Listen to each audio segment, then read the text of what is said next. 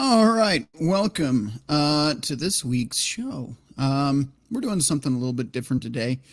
Staying clean in a dirty place. So I have a few guests on tonight. We're going to go through some Q&A type stuff. Maybe later on the show, once we've gotten through all this, we can invite some guests on towards the latter half, maybe last 30 minutes or so of the show. But let's get on with it. We've got Crusader Nate in the house this evening, as usual. We have MGTOW Mando. He's actually going to be the one that's kind of walking us through this tonight. And then Thumper, the sweaty fat man, has quite a lot to say about this as well. So welcome our three guests. How are you guys doing this evening? Well, living the dream. Always the answer. Right. Mando, you know, you're the brains of this operation tonight, right? You all should be very afraid. You know, you're the brains of this operation tonight. Indeed. Uh, So I'm going to be the guinea Thumper. pig tonight because I'm sure I'm not going to know most of the answers to this stuff. Thumper, quick question. Yes, You were military, correct? that's correct. What branch? What MOS? Air Force, and I loaded cargo planes. But the interesting thing is that I have an extensive amount of training in NBC. Outstanding. That's going to make this even more entertaining. And this is from Cold War stuff, not Oh, the shit. new, lighter, easier, nothing really bothers you type stuff that they do now. Oh, trust me, Steve are taught right is the same as it was back in the 1980s. Oh, yeah. All right. Nice. I got some great questions for both of you then. Awesome. Absolutely. I will say this much. The presentation I have planned out, it's not going to make any of you all an expert. It's not going to make any of you all super proficient in it. Yeah. Thumper, you're probably going to have a little bit more of a grasp on current events, Seaburn, Yeah. at the end of this than you do right now. But you know as well as I do, you know as well as I do that if we were to try to make anyone here experts, we would have to go into a classified setting, and we would have to spend a good 6 weeks just going over the initial basics. Yeah, I have about 300 classroom hours in Wow. NBC. It's a long story how I got there. Well, just for sake of the listeners who haven't heard this before, I'm a 22-year Army veteran. 13 of that was active duty. 11 of those active duty years was in the Army Chemical Corps. I've gone through classes as in-depth as the Fort Leonard Wood 3-week radiation safety course, which we will barely be touching on, to fire HAZWOPER type information. Everything I will be saying tonight is stuff that you can find on open source, and everything I'm saying tonight is stuff that you can find with just a regular old Google search. Fair enough. So not hard to access this information after the show. Which Correct. is good for everybody in the audience that may not have any military experience for sure. All right, gentlemen, I'll get my shilling out of the way really quick. If you feel like supporting this channel, head over to paypal.com/PayPal me/RedPillRhino, or in the description below, it's the $ RedPillRhino on Cash App. Also, we do have merch. I know Soldier Girl's thinking about getting one of the bikinis. Jimmy has one of the beer koozies, and we have hoodies, t-shirts, hats, all that. So if you want to support the channel, keep us independent, and that way we can tell Susan to off at any moment and keep the show running on Alt Tech. We can do so. All right. That being said, I think I have everything out of the way that I normally ramble on about. So I'll give the floor back over to you, MGTOW Mando, and let you start us off. Okay. I got a First question for Mando Oh, yeah. at the Yeah. start. Fire away. What'd you think of the Nick Cage and Sean Connery movie, The Rock? Just generally, not like The the whole sci- ninja thing, because The science was iffy, and I'm being very polite about this. yeah, You got to bear in mind, I'm a huge Sean Connery fan. Yeah, me too. And The Rock is one of maybe 3 movies of his that I've seen that I don't really think that highly of. Yeah, it made me twitch watching it. And Oh, there was something else I want to throw in. I totally forgot. I've been seeing it a lot lately. I'll get five subscribers, and then I'll lose 5 subscribers. If you're watching the show now or in the future, check that subscribe button and make sure you are in fact subscribed. Matter of fact, Crusader Nate here, he was unsubscribed, and I know it wasn't him that did it. Yeah. He knows it wasn't him that did it. So that leads me to one conclusion. Hey. It may in fact have been YouTube that did it. yeah, they've been playing games a lot again recently with a lot of channels. Yeah. Yeah. I mean, why would I be a Frog part is of a the live most stream? recent. Yeah. Why would I be part of a live stream and not subscribe to it to pay attention to when things are changing? Yeah. Right. Anyway, back to the Rock. I'm sorry, Yeah, go but it just reminded me about. Remember, some things don't react well to bullets. Yeah, and some things don't react well to water, and some things don't react well to just plain old room temperature air. Yep. Fair enough. And nerve agent, a blister agent, caustic, all in the same thing. They're kind of incompatible as far as I know. Yeah, on multiple levels. Yeah. And And yes, the whole that was atropine intended. shot. Yeah, and that was intended as a very bad pun. Yeah. Okay, There so you go. I'm gonna start off with something that everybody loves to hate. I'm gonna give a couple definitions, and this is specifically so Susie Q doesn't decide to try to hit you for medical misinformation. A lot of people like to use NBC in a way, or NBC and CBURN in a way where they treat it all as interchangeable. What Yeah. we are going to be discussing is chemical hazards that could be a toxic industrial hazard or toxic inhalation hazard or an atmospheric hazard that is generated by a legitimate chemical weapon. A legitimate chemical weapon is anything created in a laboratory using non-organic materials. Thumper, would you agree with that definition? Yep, that works for me. Okay. Crusader, do you have any disagreement with that definition? I would say that definition is very detailed and very precise. Okay. Now, do we? So we're not we going think to we've touch the got? biologics at all. No, we are not going. Okay, We are not going anywhere. We'll stay We are off not that going. third rail. We are not going any. 2 things that I have no intention of going anywhere near tonight: biologicals and nuclear. Okay. Mhm.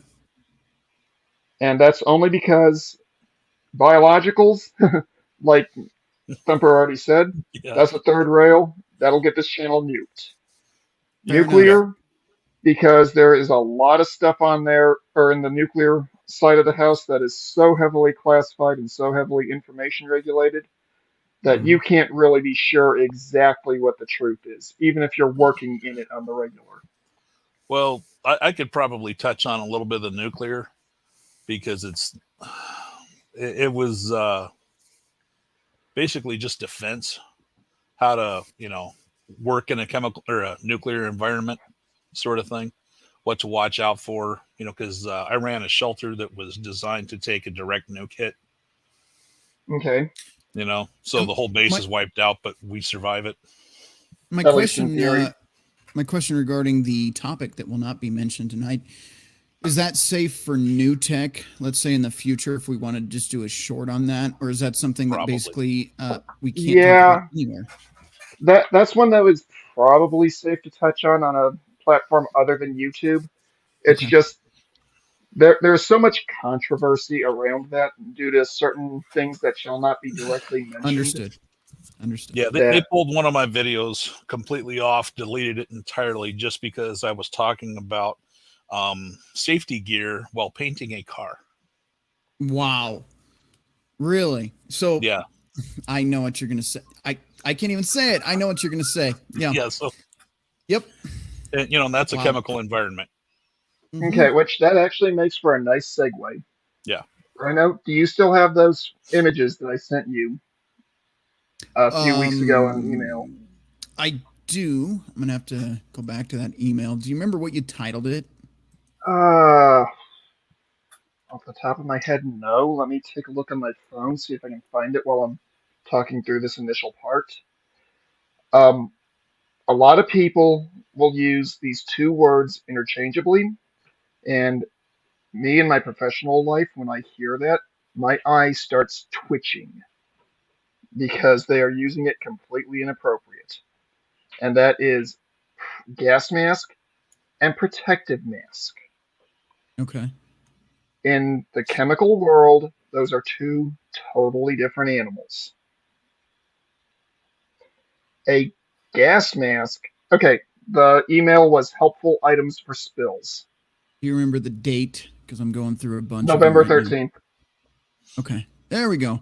Helpful items for spills. Found it. All right. Let me start downloading these in the background. Okay. A chemical or a gas mask will only protect your nose and your mouth and your airway. It does not do anything for anything that'll spill into your eyes, ears, or anywhere else that's not covered by that particular mask over your face. I call those respirators, like you pick up at Lowe's or Menards or something for painting a car or doing some sandblasting, that sort of thing. See, the funny thing is, in in my But in my little you're neck of probably the talking supplied air when you're talking respirator. yeah, Yeah. yeah. When you say respirator to somebody in my field, they're going to think of something very similar to the chemical protective mask that you were probably issued, with an air hose going to a small pump on your back. Yeah. So All right. for So me, when we're talking about these photos, what do you want me to pull up here? Because I see, okay, let me. there's like 9 images here. Just want to know which one you want me to want me to Okay, pop up. uh, Goddamn. let me pop open my copy of the email that I sent you. Okay. Okay, look. Alrighty. I want to say. Okay, first item to pull up real quick is the M40 email or eBay JPEG. Okay. Let me. It's not coming through on that. And for me, it's just got the names. So I'm assuming we're talking about gas masks. We've got Yeah. civilian pro mask and civilian gas mask. Which one of the two you're referring? There's an Um, M40 as a- well. Actually, down below, there's something that says M40 eBay JPEG. Yeah, that's it. Okay, I got it. That was the M40 I was talking about. Yep. Let It's not me. coming up for you. No, I got it. I'm gonna Okay. move this over What and I'm pull it at, up on the screen here. okay, what I'm asking right now to pull up is the second most recent generation of chemical protective mask that the United States military used. This mask was in service from sometime in the 1980s until very recently. And you can find these things on eBay. You can find them at surplus stores. It's As far as the Army is concerned, it's not quite the gold standard anymore because they switched over to a new system. But this is the system that the U.S. military was using for the longest time. On the very on the very far right side of the screen of the image from what you're looking at is the mask itself. That big green cylinder on there is the filter canister. That big black cylinder up above that is a voice amplifier.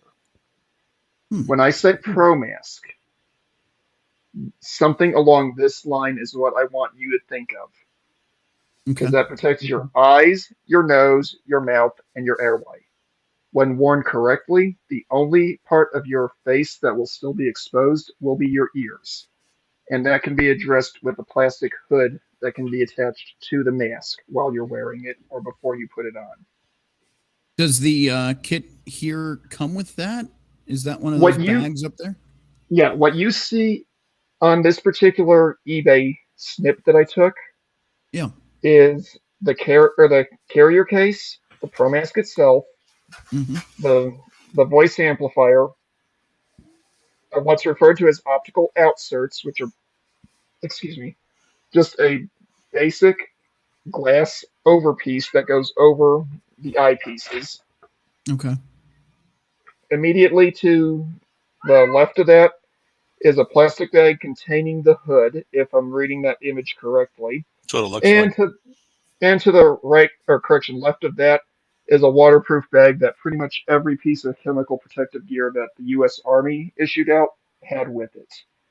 The Okay. basic idea being if you're in a rainy environment, such as certain areas of Asia or certain parts of Europe at certain times of the year, you throw the pieces of equipment into that. It'll stay nice and dry until you need to use it. Gotcha. All right. That used to be the military gold standard. Now No. just Go really ahead. quick, that voice amplifier that you're mentioning there, that is not electronic, right? It's just some kind of Actually, reverberation. it is. It is Had electronic. Actually, it batteries is. in it. Yeah, Wow. you would plug a 9-volt battery into that thing, screw it onto that front circle thing, which is known as the front voice emitter, Yeah. and that's how you would be able to communicate using just your normal voice instead of having to yell at the top of your lungs. Excellent. Makes it Thumper can sound like tell Darth you. Vader. It's a lot of fun. Yeah. That's what I was thinking. That's pretty Yeah, cool. Yeah. Thumper can tell you. Trying to have a normal conversation in Mach 4 is a nightmare. Without one. Yeah. Okay. Especially with the old 117s. My God, they were terrible. I don't know what you call them. They look a lot like that, except they had the filters inside the mask instead of the canister. Did they kind of look like they had chipmunk cheeks? Yeah, yeah, I've actually got one of those in my apartment. yeah. I've been meaning to take it to. I've been meaning to get it to Leonard Wood. They were impossible to breathe through. Hmm. I had to do my No. job wearing that and the full ensemble, the old school one, not the new J list or whatever they got now, and loading cargo. Oh, we're going to be talking about that. Don't worry. All right, Actually, Mando, I got had a question for you. Yeah. Yeah. I'm shutting. There'll be a quick question. Now, let's say an individual such as myself were to purchase Mhm. this system off of eBay and put it in let's say a closet or storage bin, kind of a climate controlled in a spare room or so, package this all up. What's the shelf life of this? Okay, those older style filters, I want to say you could actually operate for roughly 500 hours in a chemically Wow. contaminated environment. Okay. In a clean environment, I think they were pretty much indefinite. Okay. The information I got on the canisters and the filters that went in the old 117s, once you take them out of the shrink wrap, the hermetically sealed bags Yeah. that they came in, they were only good for 6 months. Okay. Okay. Now, my question is, if let's say I buy this system off of eBay, or somebody buys this system off of Right. eBay and puts it in, like, let's say a vacuum bag or a space bag and sticks it in a tote in a closet, is that going to expire after 5 years, after 10 years, or No, as long what as you is keep that, as long as you don't open the filters themselves, they're good in the chemical environment indefinitely. Once Yeah. you open Same- them, then it's 6 months, That's about the or same depending with- on certain agents. okay? Yeah, and that's basically about the same with certain things you use on a car as well. Those have to be sealed until use, correct? Yeah. Very Well, much so. but the mask and all the other stuff, it's just a rubber mask, so it's Yeah, not It's not just gonna the wear out. canister. We ran them for decades.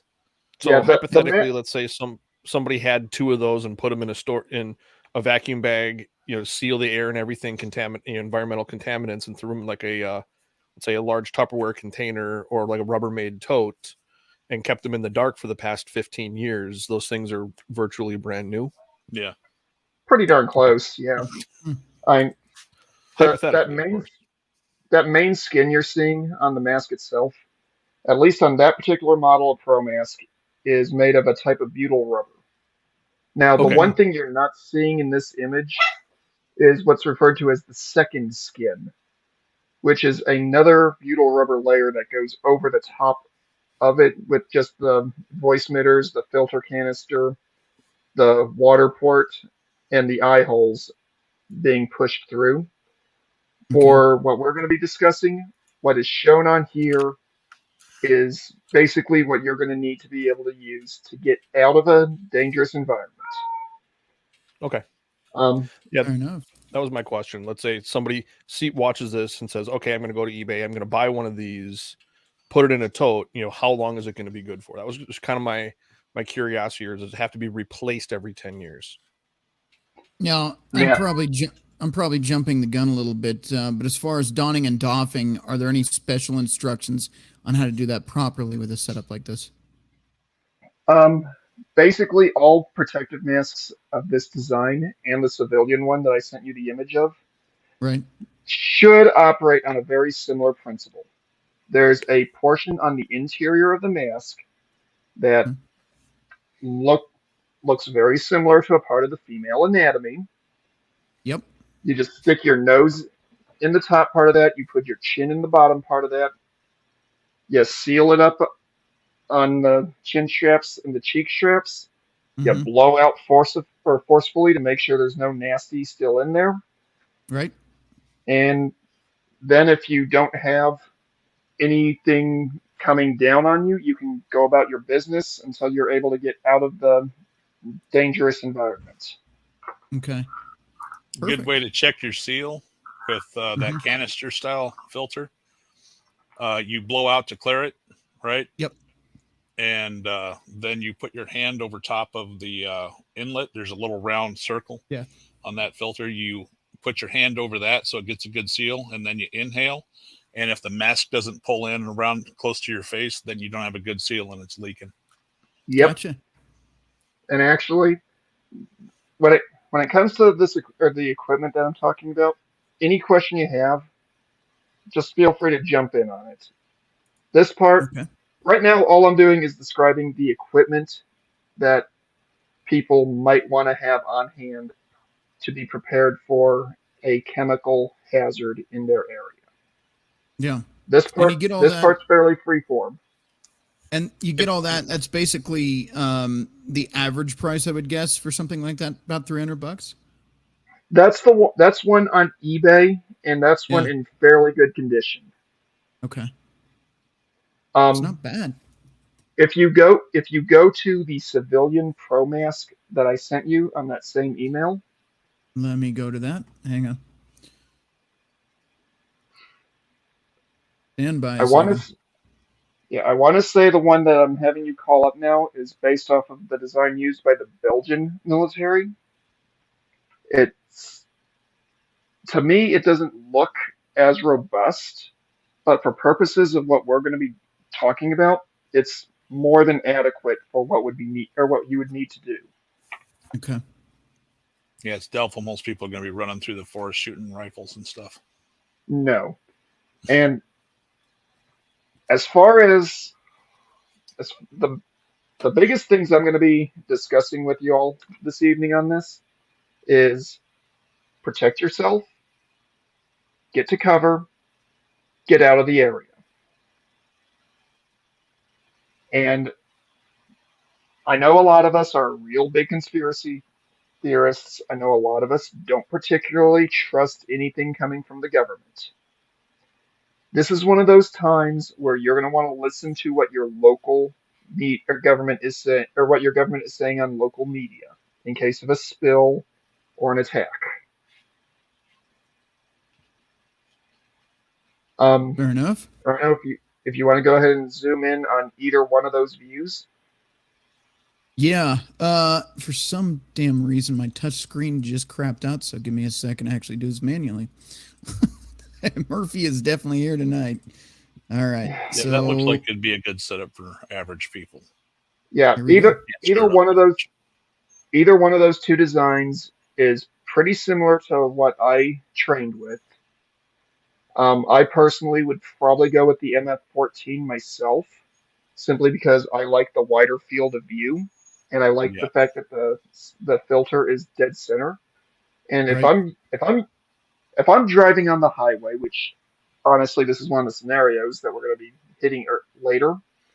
If I'm on the highway and I see a tanker truck spill over, and starts spewing off something that looks like it might be some kind of a chemical, and I'm far enough back that I can reach into the back seat and pull a mask on, I would be comfortable with driving in something like that. The Hmm. Type 87 that's next to it, that's closer to what I trained with in the military, but I don't know for certain that I would want to be operating anything resembling a vehicle in that. Mostly, I imagine, because it's harder to turn your head back and forth. Is that what you're getting at there? Most, You have no peripheral, and it Oh, basically separates both eyes. yep. so like a stormtrooper helmet. Yeah, Yeah. it's difficult to see out of it. I've driven with them on, on the flight line, going out to airplanes and whatnot, and it Right. sucks. Oh yeah, driving with anything like this is absolutely horrid.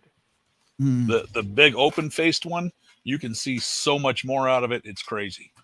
Right. In fact, the big open-faced one is very similar to what a lot of fire departments will Yeah, utilize on they're some of their SCBAs. hmm Gotcha. Yeah. The old one, the Which, easiest way, the old 87, the way to describe that is if you take like 2 paper towel tubes and you look through the middle of it, push them right against your eyes. Yeah. Imagine trying to walk or drive or do anything with those on. No which thanks. ironically enough, that's kind of the way it looks when you're wearing the M40. Yeah, You're Yeah. you're very much like that. Yeah. I didn't send you an image of it mainly because it's not something that is going to be readily available to purchase for Mhm. civilians anytime soon, as far as I know. The M50 Pro Mask the Army that the military is switching over to has a face shield that's much more similar to the MF14 style mask. Hmm. yeah. The And ones we had before I got out were like the 14 there, and you could put the canister on either side of them. Oh, that's Yeah, cool. the 50s are a little bit more comfortably, allegedly. Oh, they are orders of magnitude more comfortable. I'm not Allegedly, of course. I I'm wouldn't know anything I'm about any of that. huh, well, I am not going to go into any kind of detail on it, but I will say this much. I would have given my right arm for a 50 when I was in Iraq. Hmm. Mhm.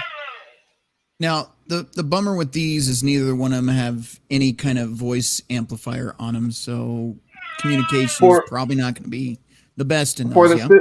for the situations we're going to be discussing tonight, that's not really a big issue Okay. Yeah, because because, you're just like, trying to get the hell out of it. You're not sticking around and working. yeah, you're Gotcha. not. All right, I gotta let my dogs out. Be right back. All right.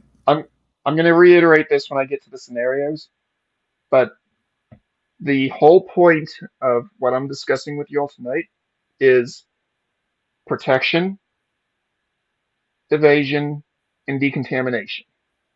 Hmm. Those are the 3 things. So keeping yourself from getting injured, getting away from the stuff that's going to injure you, and cleaning up just in case if some of the nasty got on you. Really quick, we have a question from one of the viewers here. MGTOW Outlaw says, "What's the reason for the separation between the eyes?" I would imagine, I'm Okay. not the expert, but I would think it's just the design, but I could be wrong. For the most part, it is more or less design. Um, I've heard a couple of different schools of thought on this, and um, Thumper will probably be able to confirm this when he comes back. But the dual eyepieces, there was a school of thought where if you got or had some kind of injury where you needed to cover an eye when you had your mask on, you could just put Hmm. duct tape over it or something similar. Gotcha. I personally don't subscribe to that. I think that's an absolutely retarded idea. But I'm not the one who wrote anything resembling Army doctrine on it. Gotcha. Okay. And Soldier Girl, she brings up a really interesting point on that, where she says that going through the chamber, her stuff Hmm. got jacked up a little bit when she got hit with the CS, and Yeah. you just want others safe when things go down. Yeah. The CS gas the Army uses for training is 1 or 2 steps removed from what they use for riot dispersion. Hmm.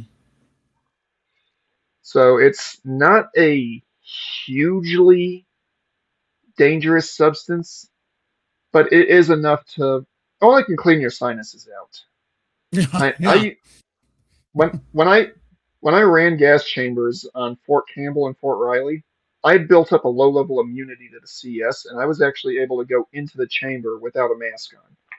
It completely Oh. mind fucked my soldiers Yeah. No shit.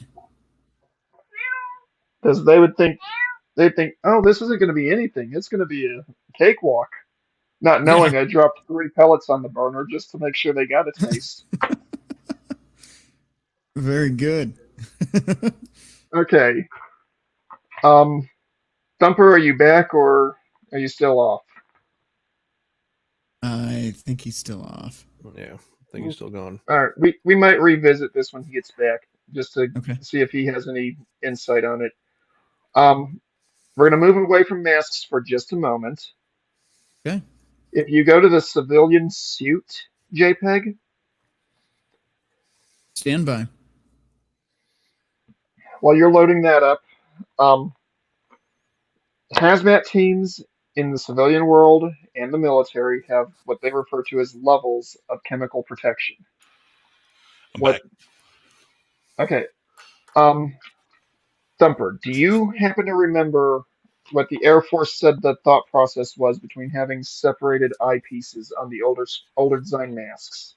They didn't really tell us anything about that. Hmm. Okay. But going back to World War I, World War II stuff, they didn't have the ability to make that plastic full face shield. So they had to Okay. use actual glass, and they were limited on how big they could make it. So Yeah, that's the rumor I heard. the natural progression of masks took us up to the 2 eyelets, and they just kept getting bigger until they went, oh, let's just make it a whole face. Because, Yeah, it has to go through all the tactical testing. Yeah. So look, I've heard so many in my time in the military. I've heard so many different rumors, theories, Yeah, innuendos, that's and just like a discussions. guess for me. So Okay. I'm just Can you? rolling through these comments on the screen for you guys. You are free to roll on. I'm ready to present your civilian Yeah. Go suit here. Go ahead. Go ahead and bring up the suit, please. Okay. Let's see. And Now, go. in civilian hazmat, there's what's referred to as levels of protective suits.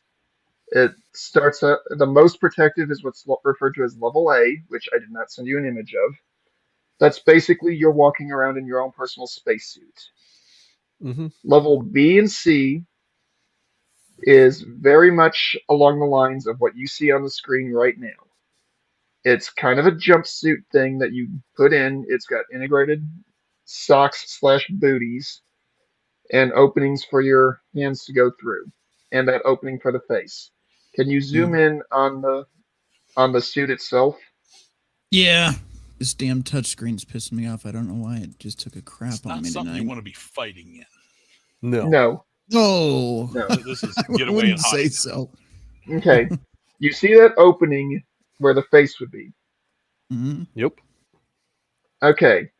Do you remember in Back to the Future when Doc Brown shows up and he's wearing this Darth Vader suit? Mikhail Outlaw, I will address that in a minute. I'm glad somebody had the insanity to ask. But you remember Doc Brown coming out in that Darth Vader suit and he took his mask or that mask off and it kind of took the hood with it? Yeah. Yep. That's the way those suits are designed to work. Either of the mask designs that I've had you look at this evening Mm-hmm. are designed in such a way where they will seal around or have that hood seal around the mask just behind the eyepieces. And on the military ones, it'll also be just behind or just in front of where the suit actually seals against your face. Okay. Yeah, you don't want any exposed skin. No. Nope. Right. And now, that particular suit design, it will have, I want to say, maybe that particular one isn't one of them, but most suits with this design have a zipper with kind of a Velcro cover going Hmm. from just below your chin to just above your groin. Yeah, you can kind of see that. Yeah, it's got a flap over Uh, the top of it. Let me see if I can. Goddamn touchscreen. It's killing me. Now, There we go. So you can kind of see that here yeah. is the general area Now, where that is. included in that email I sent you was a thing with a roll of tape. That's Yeah. only there for completion's sake. Okay. You don't have to call that up unless you want to. Hang on a second. You I brought it gotta make up. a You may as readjustment well. here. Let's Okay, see. MM4356. You're wanting to know how any of this works with glasses? Military ones and ones used by fire departments, they have inserts that the individual user will have already pre-installed in their masks. So that way they can use their glasses with the mask on. You just have to take the ones you normally wear off. Um, if you're having to use it in an emergency environment, you're probably not going to have time to throw the insert in. Now, the tape or this chem tape here that you're seeing,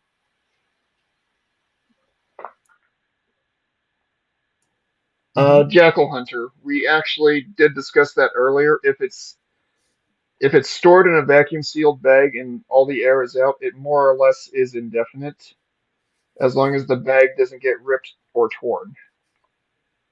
Perfect. But that chem tape that you're seeing on the screen there, you would put that around the hood on the mask to just keep it nice and tight. You would also put it over the top of the zipper to Mm. make sure that it doesn't rip open. I assume Or this is pretty sticky stuff, yeah?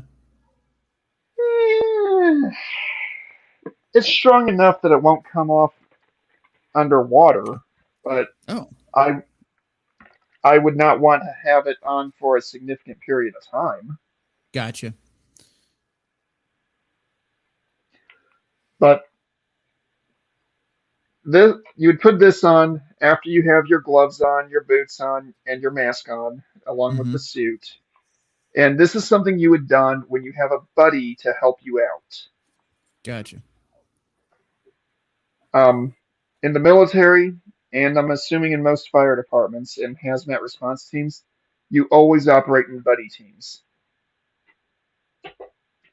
So if And you don't have a buddy, let's say you have the suit that we showed, maybe one of the civilian get-ups, can you go without the chem tape? yes, you Okay. can go without the chem tape. The chem tape, I put it into the set mainly for completion's sake, but it's not necessarily a 100% necessary. Okay. So it's just an added bonus for extra protection, Yeah, basically. Okay. yeah, and that's something that would mainly be used by dismounted reconnaissance team or a hazmat team going in to confirm what it is and try to mitigate the spill. Okay. All Um, right.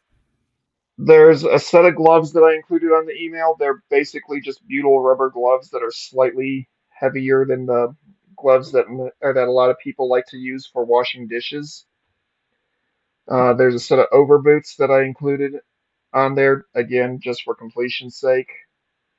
All right. We've got the Um, overboots. Let me pull up the gloves really quick. Just trying to show everything so you guys can get an idea. All right. Share screen here, and then I'll share the boots as well. Let's see. So here are the gloves. Looks like you've included, excuse me, the website for these gloves as well in the links here in the photo. yeah, So that was not quite intended, but oh, well, it works.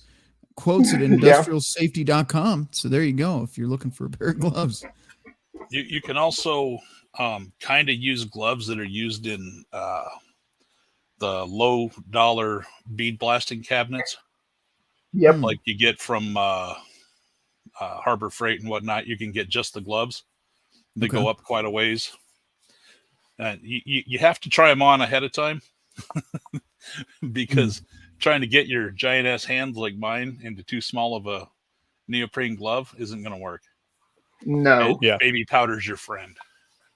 Well, Right. baby powder, and if you have the cotton liner gloves, those Yeah, things those things are amazing when it comes to taking this stuff off. Yeah, until you get this completely soaked. Actually, that's why you want them in there. Yeah. Yeah. Because They give a little bit of air room around your fingers so you can actually get it off without all the suction. yeah, and speaking from bitter experience in level A suits, um, you sweat in chemical protective gear when it's being worn correctly. Oh, Even I It when can bet. it's be cold out. it can be you can be in a subarctic environment, and when Yeah. you come out of that thing, you're gonna look like you stepped out of a sauna. Yeah, I'm sure.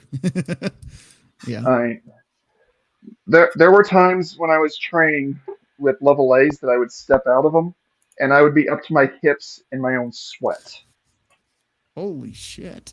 Because they seal your body in, it retains all your body heat and everything. So you just Yes, it become does. your own swimming pool at some point. Oh, Uh, man. we used to halfway jokingly refer to level A suits as your own personal convection oven. Mhm. Um, I can see that. it, That's fitting. it, if you want the closest thing to hell that you can find while still on the prime material plane, go ahead and volunteer to walk around in a level A suit for 45 minutes. Oh, you want it even Yeah. better than that, Mando? Eat Mexican Fire food the away. night. Eat Mexican food the night before climbing in one of those suits. I can beat that.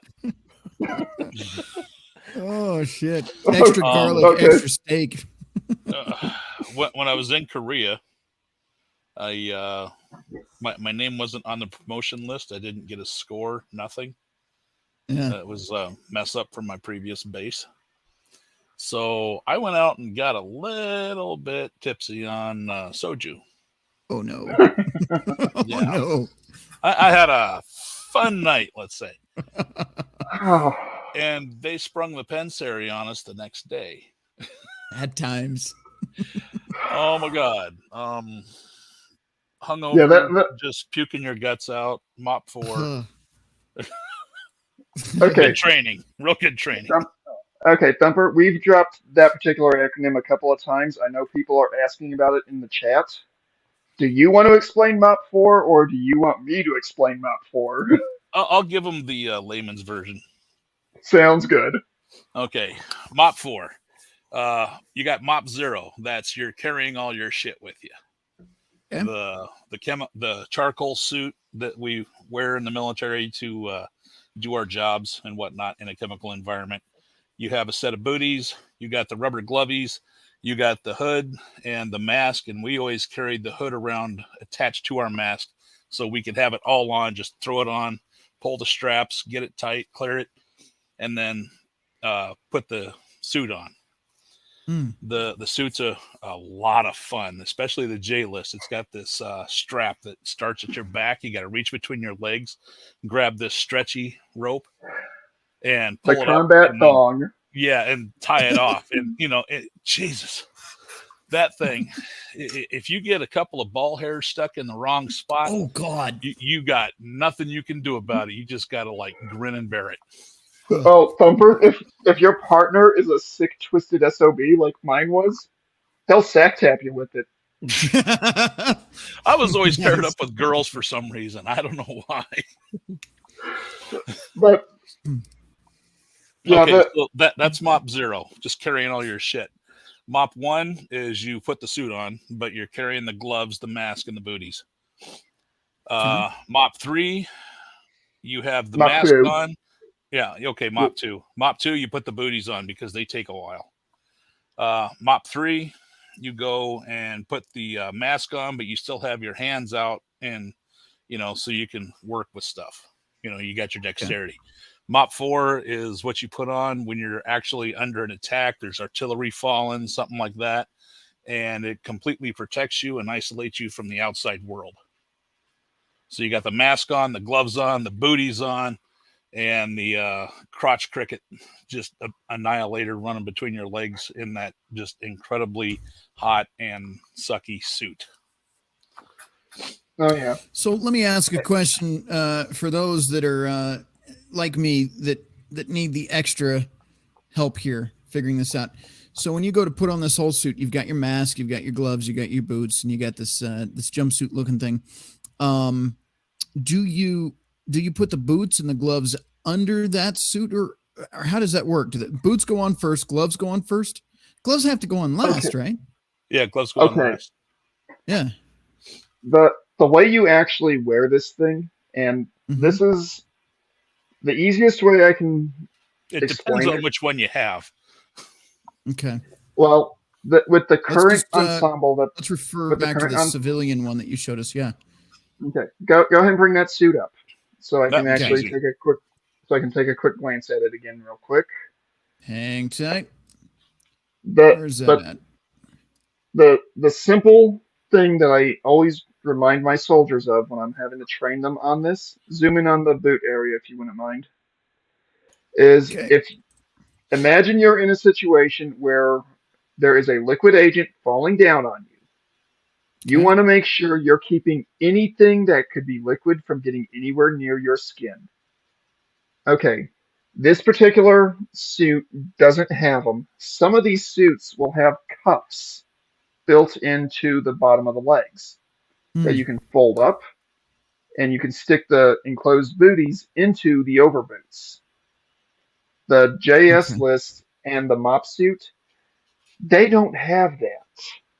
Instead, Hmm. you pull the boots on over it, and the way it increases the protection for the soldier is you're still wearing your combat boots under Gotcha. the suit. Yeah. Gotcha. Um, So Thumper, in this what did case, just really quick, in this particular image, those boots that you showed us would be going over that. That's like little booties yeah attached to the suit. So Yeah, you yes just put he's the boots on barefoot and in then that. cinch them down. yeah Oh, that's at most barefoot. in that at most in that you will be wearing a pair of socks Okay, gotcha. Yeah, because because shoes will rip right through it. I was about to say that even tennis shoes will utterly decimate that just putting it on without even walking around in the thing. Good to know. So But if you guys okay, ever need this and you need to buy it, when you go to put it on, if you ever need it, take your damn shoes off. That's the point to Now, be made here. there's a cheap alternative that you can use in a real hurry. It offers minimal protection, but it will keep chemicals off of you. I use it when I paint cars because I am hypersensitive to a chemical compound called isocyanate. It makes it so Mm. I can't breathe. It feels like somebody's got cargo straps around my chest, the ratchet Oh straps, and shit. it's just like real tight. Yeah. So, and it'll last for like a month to 6 months. And I have to take a whole bunch of meds and do a whole bunch of messed up stuff to get rid of it. So if it even touches my skin, and this is in clear coat and base coat paint, it's in the hardeners. If it even Okay. touches my skin, I'll be messed up for at least 3 weeks. So when I No paint a shit. car, I have to do the full chem gear thing. So how did you? So I'm sorry. This is a you complete can get them tangent. at like the automotive supply stores. You Yeah. just tell them you want a couple of paint suits, and Pink it's just suits. this. Okay. It's a white suit with a zipper on it. You crawl into it. It looks just like this thing, this yellow Mm. thing, but it's white or blue, and you can get them to fit you. They're like $40-$50, but honestly, that's they're the gonna style I let was you off. looking. Yeah, That's the style So I was looking for when I came across this one. I just had a yeah. side question for you because it just interests me. Without giving away any personal details of your life, of course. How does one find out they're allergic to that particular chemical in paint? Because I'd never actually heard of that before. The way I found out was I was using one of the, I call them respirators. It's just like the little mask that covers your mouth and nose. Yep. Which Right. actually, I did send you one of those, or a picture of one of those as well for Yeah. comparison purposes. It's just like you pick up at Lowe's or Menards or auto This parts guy here. stores. It doesn't cover your eyes. And if you spray clear coat, you have to change the filters. Mhm. You can't use the filters again. So if I spray clear coat today, I need to have new filters if I'm going to spray clear coat again tomorrow, because it coats the filter for that particular chemical agent and then it just lets it through. So I was No working in kidding. my shop. I painted a bunch of car parts one day, clear coated them, and then I painted a bunch more car parts the next day, used the same mask, and I got just dog sick. And that's when the ex-wife decided that she wanted to run off and go be with somebody else, because I couldn't breathe, man. 6 months I was like just sitting around being like, hey, can you bring me something to drink and something to piss in, because I couldn't get up and walk. Just walking 10 step left me breathing harder than when I ran up the steps to answer you guys earlier. It's a shitty thing for her to do, but that's besides the point of the night. But that's pretty fucked up, man. Yeah, so if you get sensitized to it, you will know it, because anytime you get around it, you'll feel the same sort of thing, and it's in all kinds of stuff. See, I'm the Expanding asshole that foam, does all the my foam insulation stuff. You got to Yeah. be real careful with it. I'm the asshole that's been painting for years without proper mask stuff. Depends on what you're painting. Yep. And what you're painting with. I do a lot of spray paint, clear coats, base coats, primers, stuff like that. Are you talking rattle can stuff or the full on automotive? Yeah, like Rust-Oleum, stuff like that. Yeah, that's not going to hurt you. Okay. It's not going to hurt you as bad. It might give you a little bit of a head rush. The Well, stuff I'm using said a is few straight up times. automotive paint, and it will destroy your lungs. Yeah. Gotcha. So you have to keep that in mind, gentlemen. If you want to get into automotive painting, wear the respirators. So The Anyway. best thing for automotive painting is supplied air. You have a tank way off with an air compressor attached to it and a long hose running up to your helmet. Oh, that's cool. And it feeds you air, and it's filtered away from where you're painting. I like Yeah, that. any- That is cool. Anytime we had something like that during Dismounted Recon, we loved it. Because not only does it give you a nice air supply, it gives you a nice breeze inside that Yeah, it keeps you a lot oven of cooler. a suit. My Alright, neighbor has a setup similar to that for his industrial sandblaster, and it's just glorious using that thing. The comment here, I had to point that out. It's just part of the show. Thumper? It's an addition to the Wait. show. Would you agree we've pretty much hit the defensive gear pretty well Yeah, for and the ready most to part. move on to? Okay, I'm going to give just a really brief description I gave cheap alternatives. on some. I'm just going to give a really brief description on what some toxic chemicals are that you might run into that you could inhale. Okay. And then after that, I'm going to talk a little bit about decontamination and first aid. We are missing Now- one. No, excuse me, two. We've got two that we didn't go over. We've got civilian decon kit. And That hold Yeah, off we're on getting those there. until All right, hold I'm off on shutting up. those. I'm shutting up. Okay, Can I add something real quick? Because I don't know Absolutely. if you'll remember or not. There's one agent that I know of that masks will not work for. Military I or don't- civilian. Okay.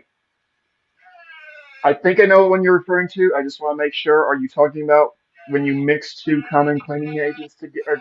Well- Common cleaning. Yep. The one common cleaning agent, Mm-hmm. Okay. ammonia. Thought If you have ammonia, and if it's mixed with anything, your mask will not stop it.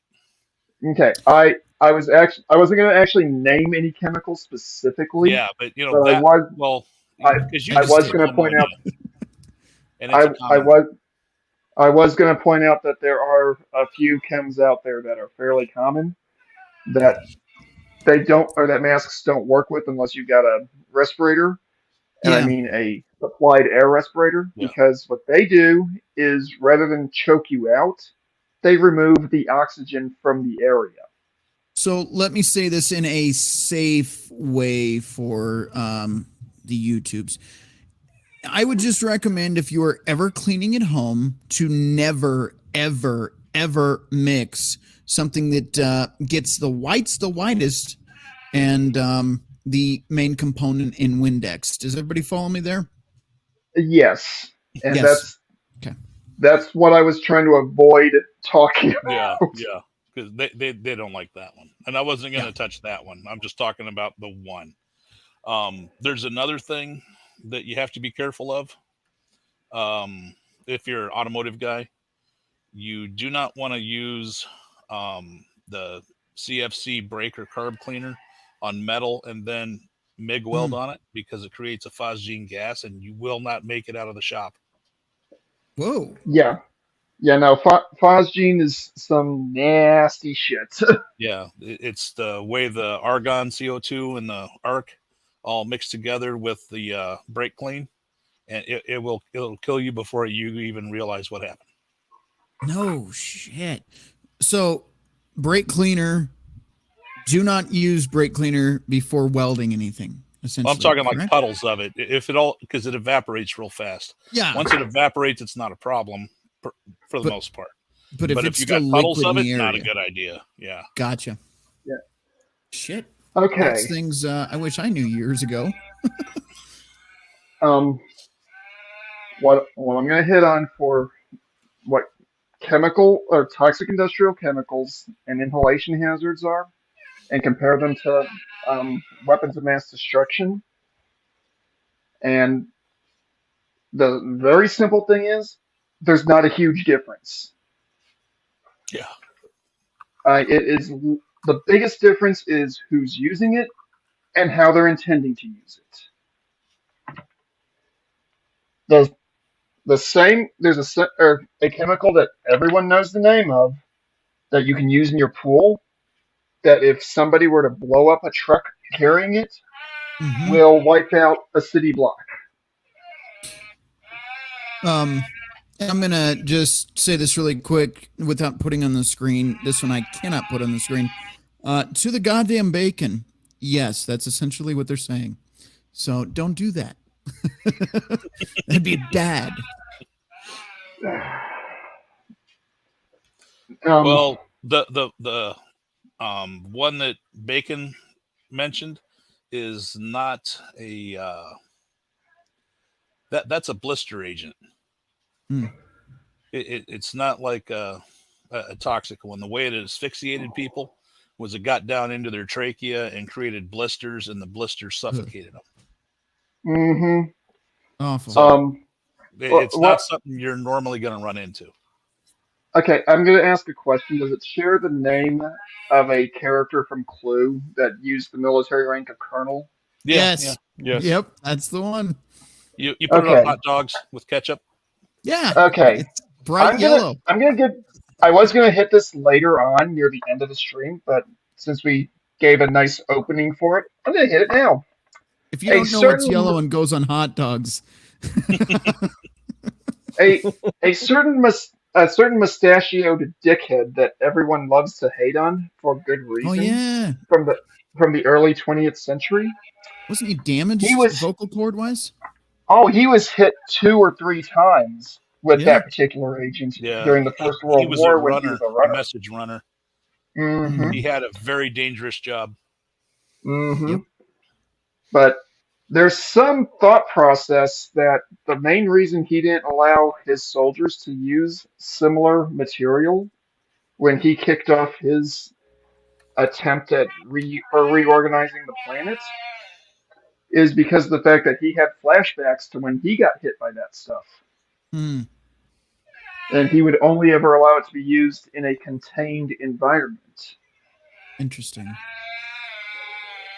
But when I say that, that's a dog. Oh, that's the dog? Yeah, that's I thought that was the cat. No, right now Evie is sitting here looking at the screen, kind of wondering why it is I'm laughing at. Everybody's wondering whose goat is dying in the background. That's a husky. That look answers up everything. Huskies talking. I have a husky Doberman mix that answers everything. Okay, but when I say that there's not a huge difference between chemical warfare agents and toxic or inhalation hazards, there's a product that most of us are familiar with that fits both categories. Thumper, I'm going to give you first shot at guessing what this agent or what this substance is. Inhalation and a blister or irritation. Just WMD in general. Oh, Raid. Ding, ding, ding, ding, ding. Got it in one. We used Raid on our tape for training because it would show up. You spray a bit of it over it, and you get this light little mist, and it'd like make it a speckled pattern. And you had to look at it in the sunlight just right. Now, specifically, what type of agent does Raid simulate and could be used as in a pinch? It actually is a nerve agent. Bingo. It affects your central nervous system. I was literally just trying to dodge around that so that way the algorithm couldn't have something to chew on. Well, that's interesting that they use it to dry wheat. But what do I know? They don't. They don't. Okay. No. And they don't use Roundup to dry wheat either. Ian Crossland is a moron. Okay. And you can send him an email and tell him I said that. And if he wants to talk to me about ag stuff, I will talk to him about ag stuff. Thank you, because that's exactly where I got it from. Like, holy shit, that sounds awful. Yeah. All right. No. Okay. Timcast. Little bit of historical trivia, and then we're going to move on to decontamination. One of the nastiest nerve agents that has ever been developed was developed by accident. A German scientist in the 1930s was trying to create a more effective way to deal with crop weevils. And he found while working under his chemical hood that he was getting a lot of severe headaches, vision issues, even some neuromuscular issues. And he was not sure what was going on, so he took a tiny sample of this stuff and he put it on one of the laboratory rabbits. Rabbit was dead in 30 seconds. Yeah. He then decided to try it on a primate. I know the species, I'm not going to say it on YouTube. Primate was dead in 30 seconds. He was shocked. He was terror. Yeah, go ahead. I just want to point this out really quick since I misspoke and was incorrect based on certain information from Timcast. MM4356 says we dry crops with propane and air. So there you go. There is the correct answer. I want to correct myself when I fuck up because I had bad information there. Okay. All right. Carry on. We actually burn the propane and create hot air, and then we shove it through the grain bin through a floor with a grate in it. So the moisture goes up out of the grain bin and dries out the grain. It's like a big clothes dryer, but for grain. Very cool. Anyway, carry on, Mando. The German scientist, he was horrified by what he had discovered, and he went to tell his manager. His manager was unusually excited by this discovery. Told the scientist to go home for the weekend to try to recover. Yeah, of course. And not to do anything with his notes or anything else. The next week, when the scientist was back at work, he was visited by some members of the Wehrmacht who wanted to see a demonstration of this new Wunder chemical. He showed them, thinking that they were going to try to sequester it and that he was going to be in some deep trouble. They collected his notes, collected all the samples he had, and that was the foundation of VX. Oh, by the way, the German scientist got himself a nice Christmas bonus for developing this stuff. Fucked. Yeah, Slick South is incorrect. That was a totally different thing. What did Slick South say on that one? Zyklon. I was looking at. No, it was not Zyklon B. No. No, There you go. Zyklon B is a totally different animal. And no, I'm not going to go into details on it. No. Yes. Let's not get banned tonight. We're already having to dance around to avoid the ban hammer. I'm not even sure anymore. I don't even know. I think a lot of this they'd be okay with as long as we don't tell people how to make it or something. Yeah, and since everything I'm discussing is purely defensive, I think we're safe. Yeah, and most people aren't going to be able to tell the difference about different agents. You know, we No, needed and tape and detectors and other stuff to be able to tell what it was. and if you've noticed, I have not told you anything about symptoms, Yeah. symptomology, Nope. or how to identify different agents. Yeah, that's And some we're not nightmare going to go. fuel. And we're not going to Yeah. go anywhere near any of those subjects tonight. Nope. Not on YouTube. Not tonight. but Yeah, maybe maybe in the on future. Rumble. Maybe. Even on Rumble, I'd be hesitant to do that. Yeah. Think so? Yes. Uh-huh. Maybe a MGTOW.TV exclusive. General information though, if you start getting tunnel vision, you're kind of screwed. Yeah, Gotcha. that's putting it politely. Yeah. And if you do the kick and chicken, you're pretty much toast. Yeah. Well, the tunnel vision is usually like, okay, well, you're on your way out. Yeah. Jimmy you're Burns' comment about here is not related to tonight's topic, but he is correct. Full of vitamins. So there you go. If you're looking for a tea, dandelions are actually pretty good for that. Anyway, carrying on. Okay. I think we're ready to start hitting on decontamination. Would you Sounds agree with great. that? Yeah, Would you let's agree go with there. that, Thumper? Yeah. Okay. Well, wait. We have to address something because Red Pill and me have an issue with gas masks. Oh, putting them on. Facial Yeah. hair. Oh yeah, a little bit. You if you have a beard, Gotta go. you're not going to get a good seal. Nope. No, you're never gonna get a good seal with more than about a 1/4 inch beard. You can try Vaseline and stuff, but it's not going to work. Whenever I paint a car, I have to shave quite a bit of my beard off. Yeah, it's You- a bummer, but it's true. Yep, you gotta trim this crap if you're gonna do that. I may not be active military anymore and thus can actually grow a beard. I don't let more than a week's worth of stubble accumulate. Because Yeah. for me, a week's worth is the cap that if I have to don a mask, anything more than that, I have a 50-50 as to whether or not I will get a seal. Yeah, I got a beard, but I keep it so short.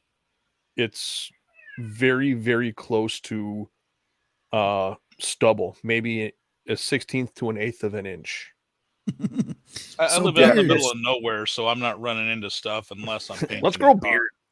Yeah, beards, they look So, good, but but they might get you killed. It's something to think about if you're, Yeah. if the Keep a razor handy to shave. SHTF, right? SHTF happens. Yep. You're not going to want to have a beard. No. So there you go, Not until you're in the gentlemen. Part of your bug out bag, just throw in one of those, either a razor, really cheap, really light, or get you one of those electric ones that just takes it off in seconds. There you go. Yeah, that's what I got. So if I need to, I can just hold my breath and. That's it. Yeah, that's pretty much what I would recommend. But Yeah. our goal was to have the mask on in less than 3 seconds. That's from opening the bag to having it on and cleared. So, See, Yeah. Army doctrine was 9 seconds, but there's a difference. So. Well, we And also I'm- worked in I'm it all also- the time, so. True. And I'm also, if you've noticed, I'm steering very clear of a lot of the military side of the house. Yeah. Mhm. That's Mhm. because some of this stuff the Army doesn't care about you talking about. Others, I'll be spending time with Bubba in Leavenworth. I don't want to see Bubba in Leavenworth. No. Yeah. Fair enough. And, All right, so I'm slightly smaller than Jimmy Bones, so I don't want to go near Bubba. So I'll make let Bubba me sound ask: Are we bitch. transitioning from? Well, Decon. hopefully We're not gonna go visiting We- Bubba. If we We are are going into transitioning to decon, it might be time for a good break for people to refill their beers, empty their bladders, do all that, because we are over an hour at the moment. So I'm sure a few that. people Yep. wouldn't mind. This would be a good time to go ahead and take a quick break and do a mental reset. All right. Then when we come back, we will get into the decon aspect of this. I'm going to take these guys off really quick, and we will roll the Billy Von Baum pee-pee break.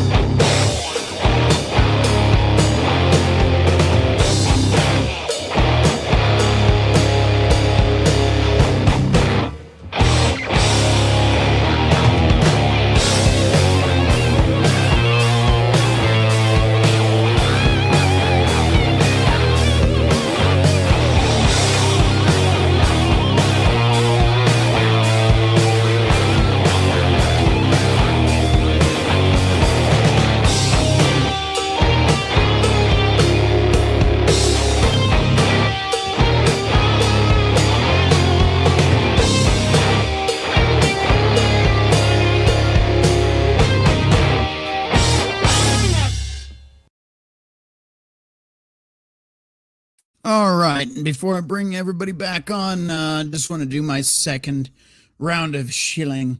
If you'd like to keep this and all episodes in the future free from Susan's grasp, please feel free to donate over at paypal.com/PayPal me/RedPillRhino, or head on over to Cash App, and it's the $RedPillRhino, all one word.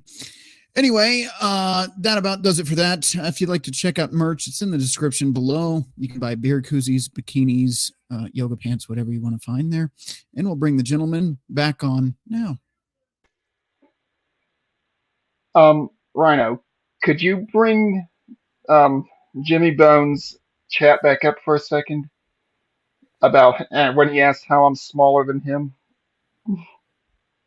Because, okay. On a good day, Jimmy, I am 5'7", and granted, I got you on weight because I currently weigh 183, but most of the time in my career, I have not capped out over 160. So, and me and the bench press are not friends. Sounds like Thumper and I are probably the two big gorillas in the group then. Yeah, except I'm Probably. only 5'8". Oh shit. Yeah, I'm 6 foot 225. Yeah, I'm 5'8", like 320 something. Yeah.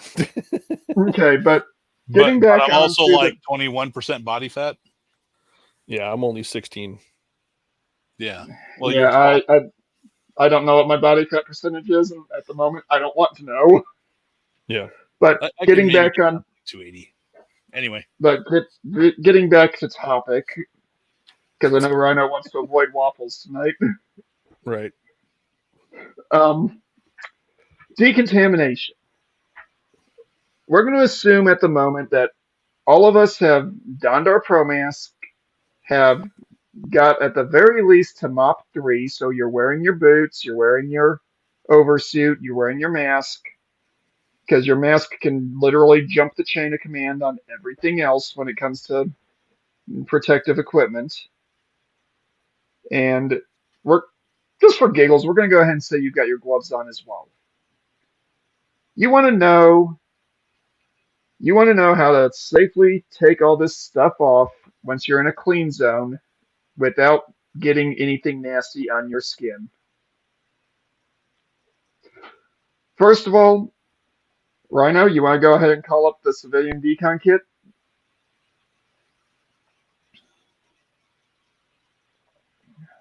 He's got himself muted.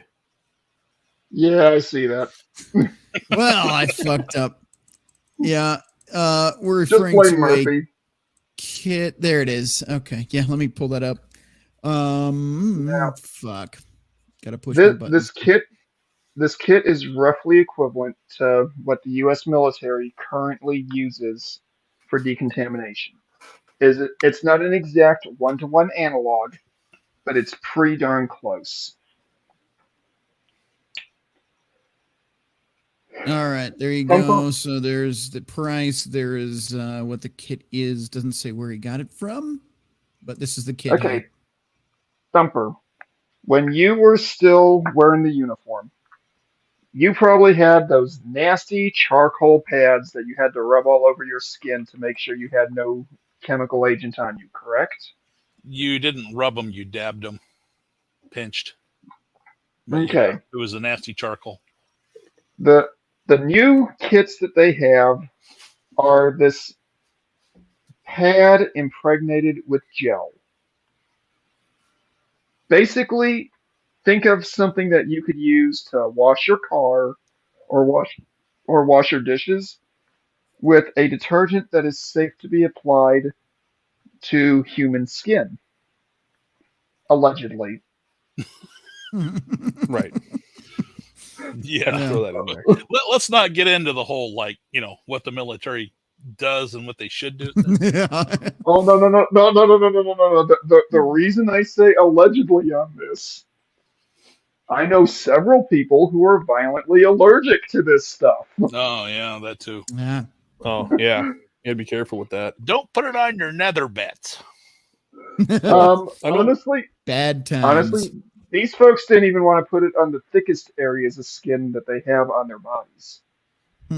That's how bad their reactions were to it. Now, are these very similar to like the dry shower, like body wipes and stuff like that? Possibly. Kind of like a baby wipe. I want to kind of relate it to something that the No. average everyday Joe may be No. familiar with. It. I know one. Each of these kits, like what you see on here, Yeah. is probably about 4 packets, each one with a wipe with a kind of gelatin-based material impregnated onto it that you gently rub along your skin on areas that would potentially have been exposed to Am I the chemical only guy agents. in the house that's a dirty perv impregnated and gently rubbing? I'm sorry, I had to. You've been watching Pop's video collection too often. And honestly, I fully expected someone to make that joke. I would have been disappointed if somebody didn't. Low hanging fruit. Yeah. Oh God. We're gonna move on because we're gonna move on because Rubs lotion on his skin. The reason I was late was because of a company event tonight where we went out to see a stand-up comedian, and that was one of his jokes, and it was not one of his better ones. Moving on. Fair enough. Right. There is another item in there that falls into the decon thing, which is a bottle of fluid known as Hibiclens. Now, that stuff. Bam. Both of the items I showed on this one, and you can see this is available at Wally World, are things that are kind of recommended for use for skin decontamination.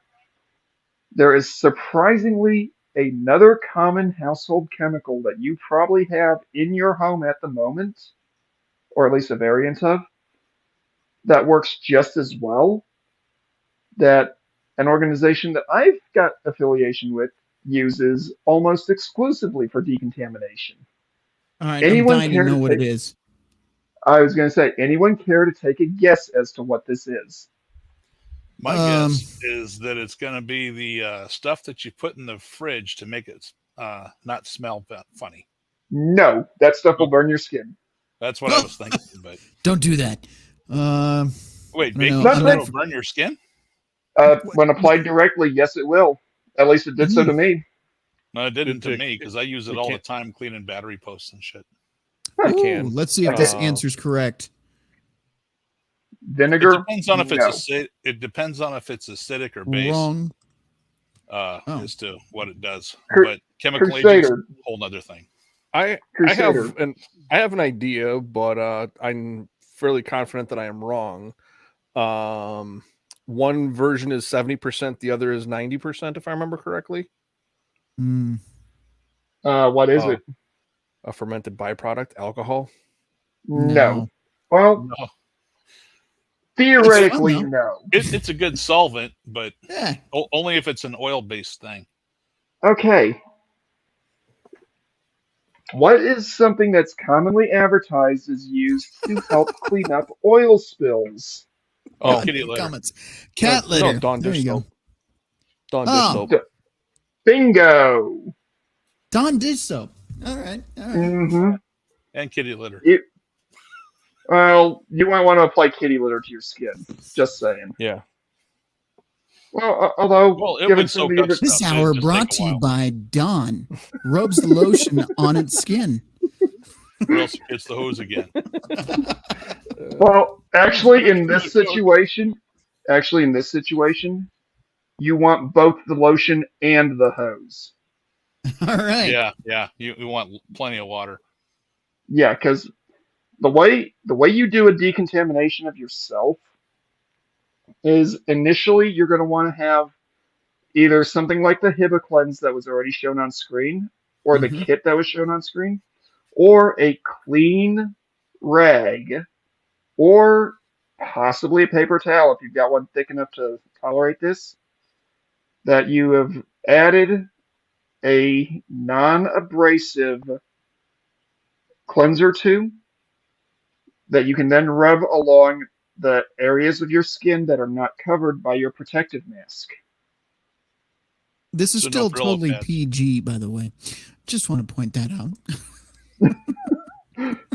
Oh, believe me, I'm dancing here when it comes to terminology. Yeah. I could easily turn this far closer to R-rated if I wanted to. I'm trying yeah. to keep the show as No. on topic and as clean as possible. I could give you decon, some but, really fun decon line stories when we were running the skips and the shelters and stuff and doing decon Okay. for half the unit. Let's not scare anybody. No, it was all fun because, you end up down in your skivvies and the entire unit comes through. Yeah. Hang on. You were Air Force. Yeah. Do you remember some of those bodies in the Air Force? Most of the females were pretty decent. I'm not necessarily talking about only the females. Well, the guys, it's like, But we were pretty much in good shape because, we were cargo, so we were constantly working. Didn't do PT a lot, but we worked. That's how I got huge. Yeah. There you I go. imagine. yeah, touche. But we had But- showers and all kinds of fun stuff. It was neat. But what you're going to want to do is initially you're going to want to you take that cloth or paper towel, whatever it is that you're using, slather the dish soap onto it, and then rub it along your skin. You're not going to want to apply a lot of pressure. You're just going to put enough to make sure that it is on the skin. And yes, I do realize just how sick and twisted this sounds. Believe me, it's going to get worse, Rhino. Really, you should have a friend for taking off your protective gear. Yeah. If at all possible, yes, you want to do this in a buddy team. But Yes. The way that I like to liken it is, let's say you have your pretty little yellow suit on and your rubber glovies and everything. Imagine that you are covered in poop and you don't want to get any poop on you. All right. So you peel everything back and you try not to touch your skin as you're pulling gloves and stuff. yep. Yeah. Now the description I was using was for mainly if you do not have your full gear on, you just donned your mask and you just got the heck out of Dodge. You weren't worrying about getting anything else on. You were just worried about airway and making sure nothing got on your face.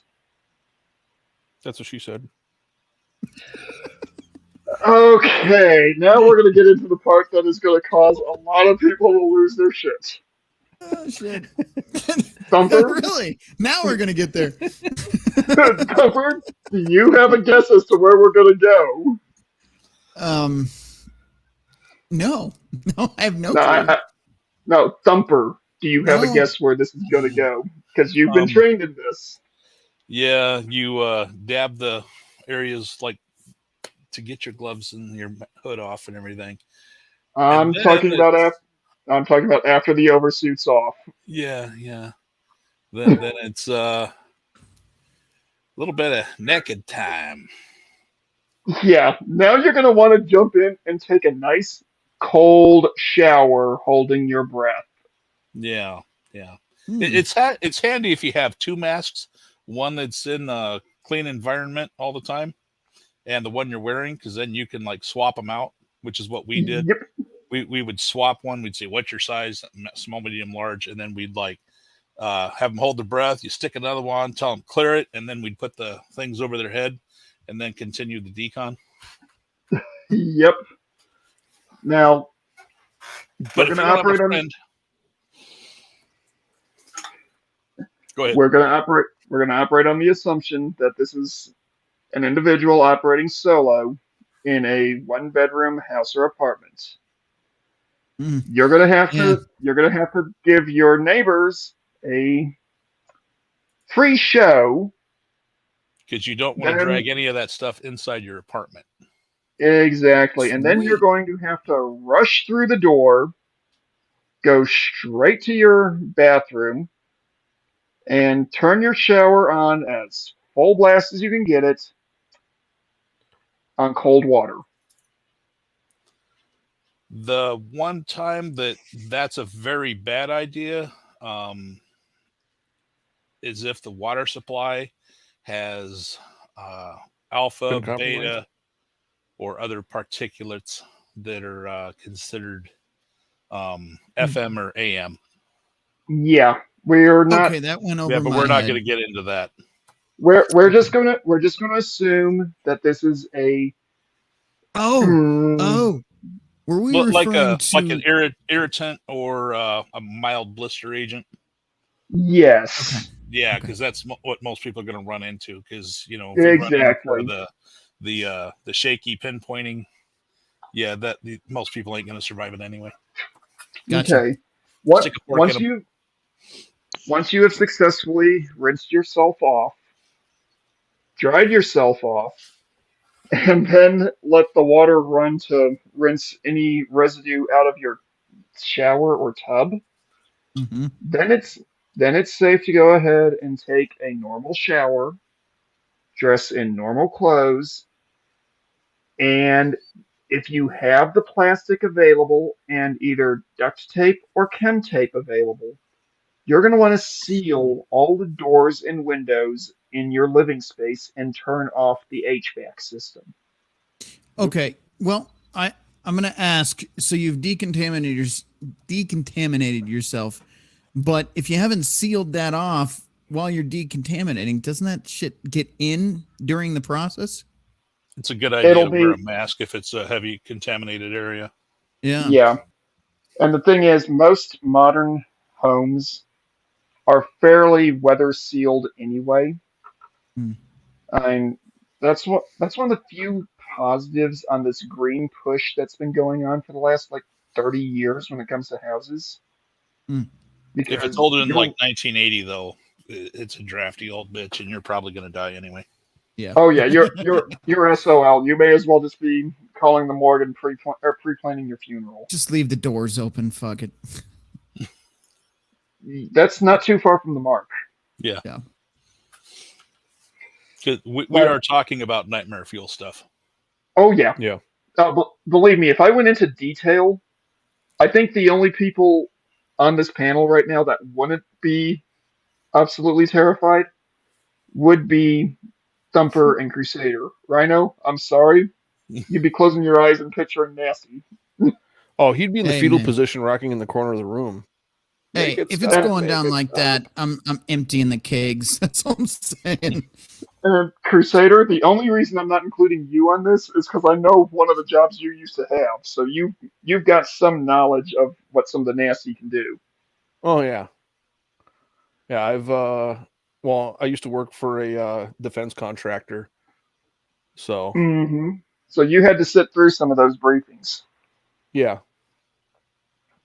I had to sit through a lot of that stuff, and as a medic, I had to sit Yeah. through significant amounts of other stuff of what to do when we see people like that. Yeah. Mm-hmm. So you know just how much we're glossing over to keep this PG and keep it from Oh, yeah. utterly terrifying Well, people. Most people go with like the 30 to 40,000 foot overview. We're about the 200,000 foot overview. We're flying at at- about the level the SR-71 used to operate at. Oh no, we're satellite height. As far I as think I'm we're aware. around the ISS. Yeah, Yeah. exactly. Okay. That's what I know. Yeah. Okay. You know, you can So- see it from here, but you don't get a real good resolution. Ooh, it's pretty Exactly. blurry. Okay. So, Right. Thumper, do you have anything decon related that you'd like to hit on with these guys? The And big, yes, I know I chose some really bad terminology there. Yeah. the big thing, you can use charcoal like from your grill as long as it doesn't have lighter fluid in it. Sweet. You just crush it up and you can use that to decon. But you Mhm. do not rub it around because all you're doing is rubbing the agents into your skin. You want to dab it. Yeah, so you put it on and you kind of pinch like you're trying to pull poop off of your skin. You know, Mhm. you have a gloved hand and you're like, pulling at it. Let's say But- you were to drop a container of pudding on a table and you're trying to dab it to pick it up. Yeah, I'm instead trying of Got you. trying to instead come of up with a trying clean to way of- wipe it up. Right. Okay. But if you're ready to move on to the scenario portion, I've got one analogy that I'm going to hit you guys with before we jump into that. All right. That they used to use on us in chemical trading all the time, and it didn't matter if it was the schoolhouse or if it was later add-on training. Hmm. Thumper, are you happy with what we've discussed to this point? Oh yeah. Okay. Sweet. I Crusader. don't want to get into too much detail. Yeah. Crusader, from your level of knowledge, is there anything that you have questions about that we haven't tapped on? The only question that I can think of the average Joe may be wondering is when you were talking about, having plastic to like secure exterior walls, vents, things like that. Is there a preferred thickness, a 4 mil, a 6 mil? Preferably, you want to use a 6 mil plastic Okay. sheeting. But the weather Okay. sheeting that you have, or that most people would have to weatherproof their homes for winter or for a vacation, Mhm. would theoretically work. Yeah, trash about bags that, would work, but not hold up real well. What about No, that and- painting plastic you get? Yeah, I'm that's not what sure talking how. the 4 to 6 mil drop cloth stuff. The plastic that comes in a big roll. Yeah. I use that all the time. Excellent. All right, thank Yeah. you. I was actually going to say I wasn't sure how thick that is, so Yeah. I Yeah, wasn't I was as just forthright wondering as you because done let's it. say somebody were to look to acquire things like this to have on hand. Let's say every week they're going to spend $50 or $100 instead of going out and drinking. They're going to go out and they're going to build up a supply stash just in case something like this were to happen. Is there a preferred type of material About to use for. about 6 mil plastic bags is generally what's recommended. For chem recon, when we take samples and it's a dismounted recon scenario, we would generally use 6 mil bags. Okay. Well, you're also dragging it through brambles and brush and everything. So Yeah. Yeah, so LS420 in the comments section. Depends on what the question is, but ask away, and if we can answer, we will. Soldier Girl, calm down. I can feel the horniness from here. God damn. she's in a room full Anyway. of guys. I know. We got sexy voices. Hot dog? Hot dog? Hot dog? I'm glad my dog can't hear you say that. what's LS420's question? I'm waiting to see it come I in. think he's writing it. Oh, Okay. all right. Yeah, it looks Well, like the- it's getting in here. Wait to see when it comes in Okay. here. The analogy that I'm going to give you guys that they gave us in the schoolhouse and in most of the classes that I took for chemical is this. Everyone in listening to this has either housebroken or been around people who have been housebreaking puppies. I mean, I was going to say, Well, if you're everybody assuming a hears lot with that. housebroken, I mean, I cannot confirm or deny whether I use the bathroom properly. But yeah, sure. Okay. depends You- on what you define properly as. Well, you Depends on how come home drunk I from am. work. You come home from work one day, and your puppy has been out of the kennel for, let's say, a good chunk of the afternoon, and you smell that puppy had an accident. You have just been exposed to that hazard. You take a couple steps into your house, and you feel your foot squish into the accident. You Does it have go just between your become. toes? Ugh. Ugh. I don't care for the sake of this analogy. It's That's still on is your it- damn irrelevant. foot. Is it still But- warm? But once your Oh, foot shit. has made contact with what puppy left you, now you have become contaminated. Smelling is exposure. You've come in contact with it, but you haven't fully come in contact with it. Once it's on you, you are contaminated. Yeah. Yep. And if it's wet and not yours, don't touch it. That would save Which you at least goes one for marriage. bloodborne pathogens and a bunch of other stuff. It's just basic first aid things. All right. Totally irrelevant to the stream here, but LS420 Stoner says, if I think Blair White is a pretty trap and want to date her, does that make me gay? I don't know who Blair White is, and I'm pretty sure. I don't think I want to know. I'm pretty sure based on the Blair way you White- worded that, Blair White used to be a guy. he's a transformer. She's a transformer. Got it. Okay. And- LS420. Passable. Very, very passable. Let me just put it to you this way then. Yes. Yes. Ryan, put it this way. That thing is pretty close to some of the other ones that Billy flashed on you when that one stream where you were like, It's "Oh still no yes. way, dude." It's still yes. I'm sorry. When sorry to Billy ruin your did that, I dreams. was like, all of them. They're just all every Yeah, one of that's them. where I All. was. I was like, it's all of them, isn't it? It's not worth the risk. No. Okay. All right, back on topic. I'm gonna I did some research over the last few days, and there are 6 chemicals that are very commonly transported here in the United States that the Mhm. CDC actually does worry about. Mm. I'm not going to give the full name. I'm just going to tell you a couple of them. Ammonia variants, Mm-hmm. chlorine variants, Mm-hmm. and hydrogen fluoride variants. Mm-hmm. Okay. The other 3, I'm not going to mention because there's no way to dance around the names. Nope. Those are 3 of the 6 most commonly transported over the road or rail chemicals here in the United States. Can you look Now- up on Google what 6 are? Yeah. Yeah, Okay. you can find it on So- Google. Google that if you want to find out. And Okay. a lot of them, if you smell them, stick a fork in you. Oh, Mhm. yeah. Mm. Okay. Now, I've written up 2 scenarios for you gentlemen. Uh-oh. Thumper, I want you to be a phone a friend. Okay.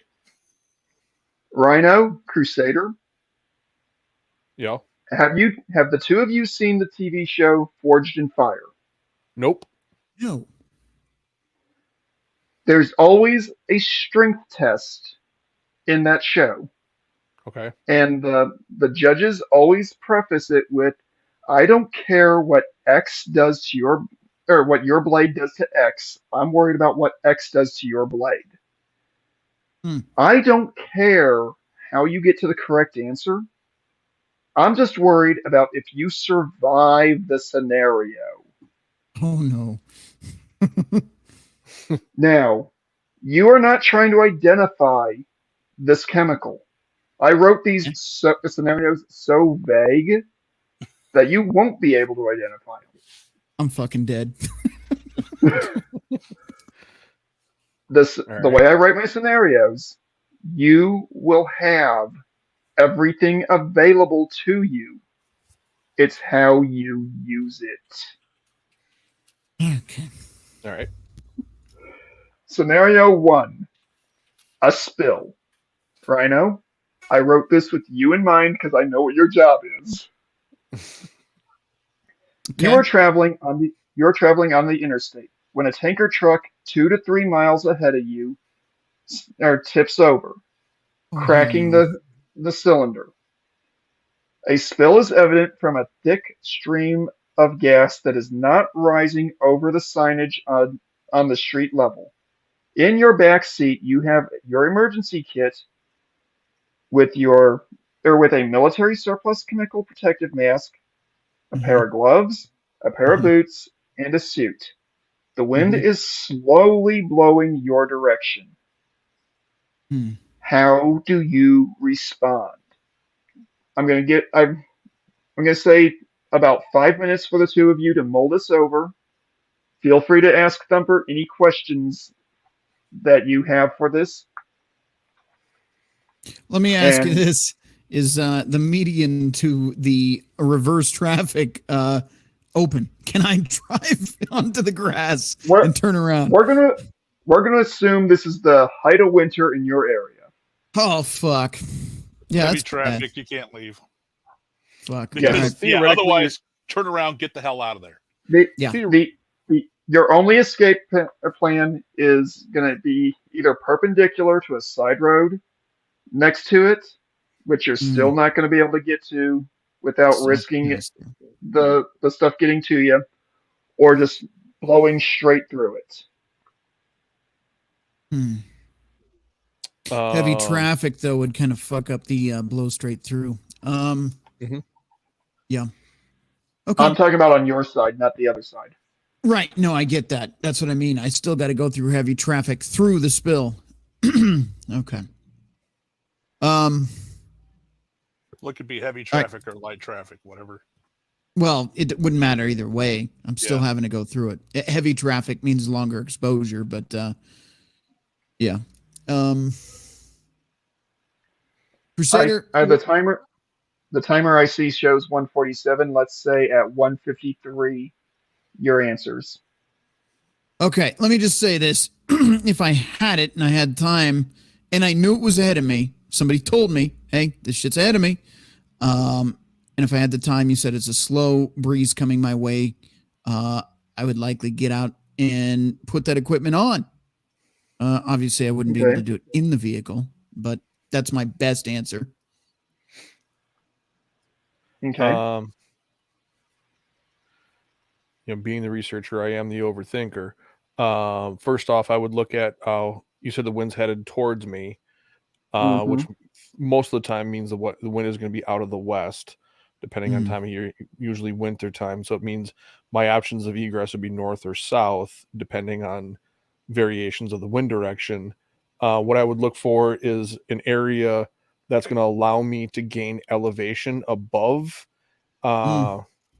Because what I would be looking for is to get above and away out of the draft range of that chemical coming my direction, I would assess that first off, grab all my gear, mostly suit up, to the point where all I would have to do would maybe just put on gloves at that point if I needed to maintain my dexterity.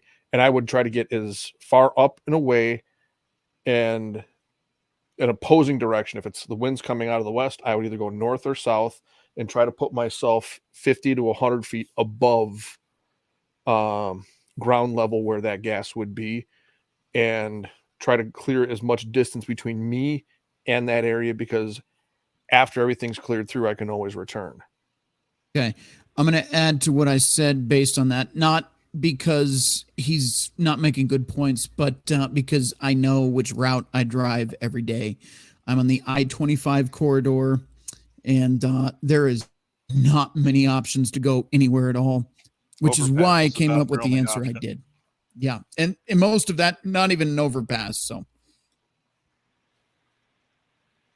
Okay. So that's it. Now, at what point, when would you remove your protective mask? When would I remove? Mm-hmm. At what point would you remove it? I wouldn't say till I've reached a safe location to where I can take it off.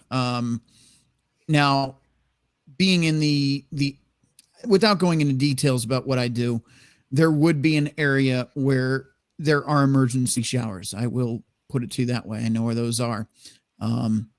I have access to those with what I do. So that would probably be the time I would feel safe doing so. Okay. Crusader?